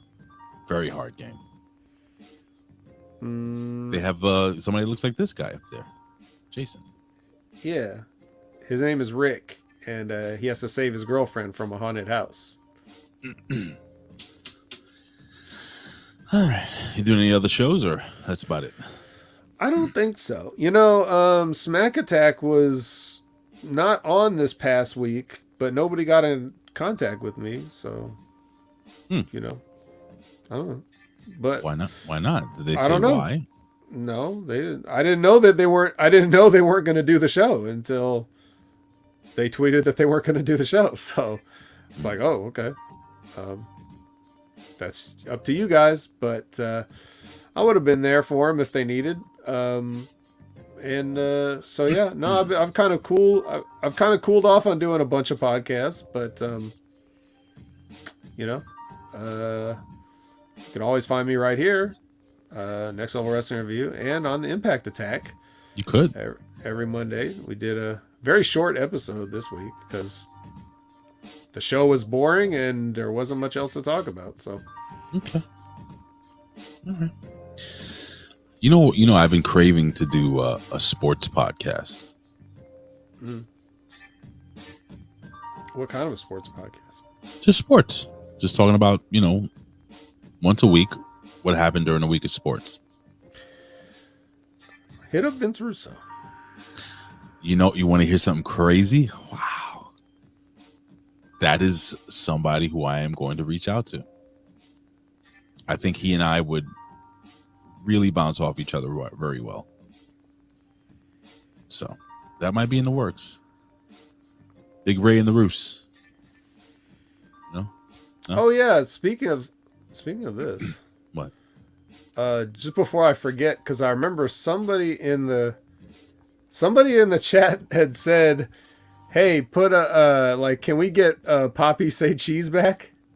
And we don't have that.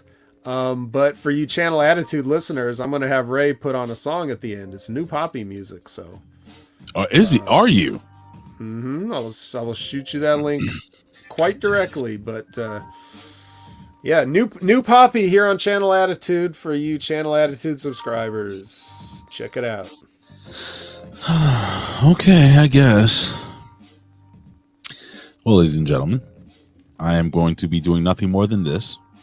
I'm going to be editing some shit, watching the Knicks game tonight. Let's go Knicks. And I will not watch any more baseball until this spring.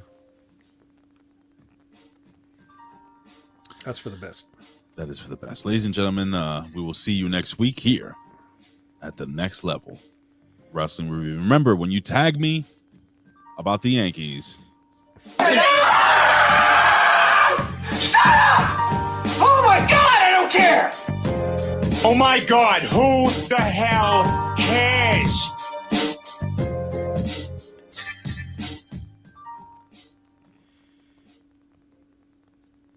I'm serious. I'm not going to sit back and take this fucking shit.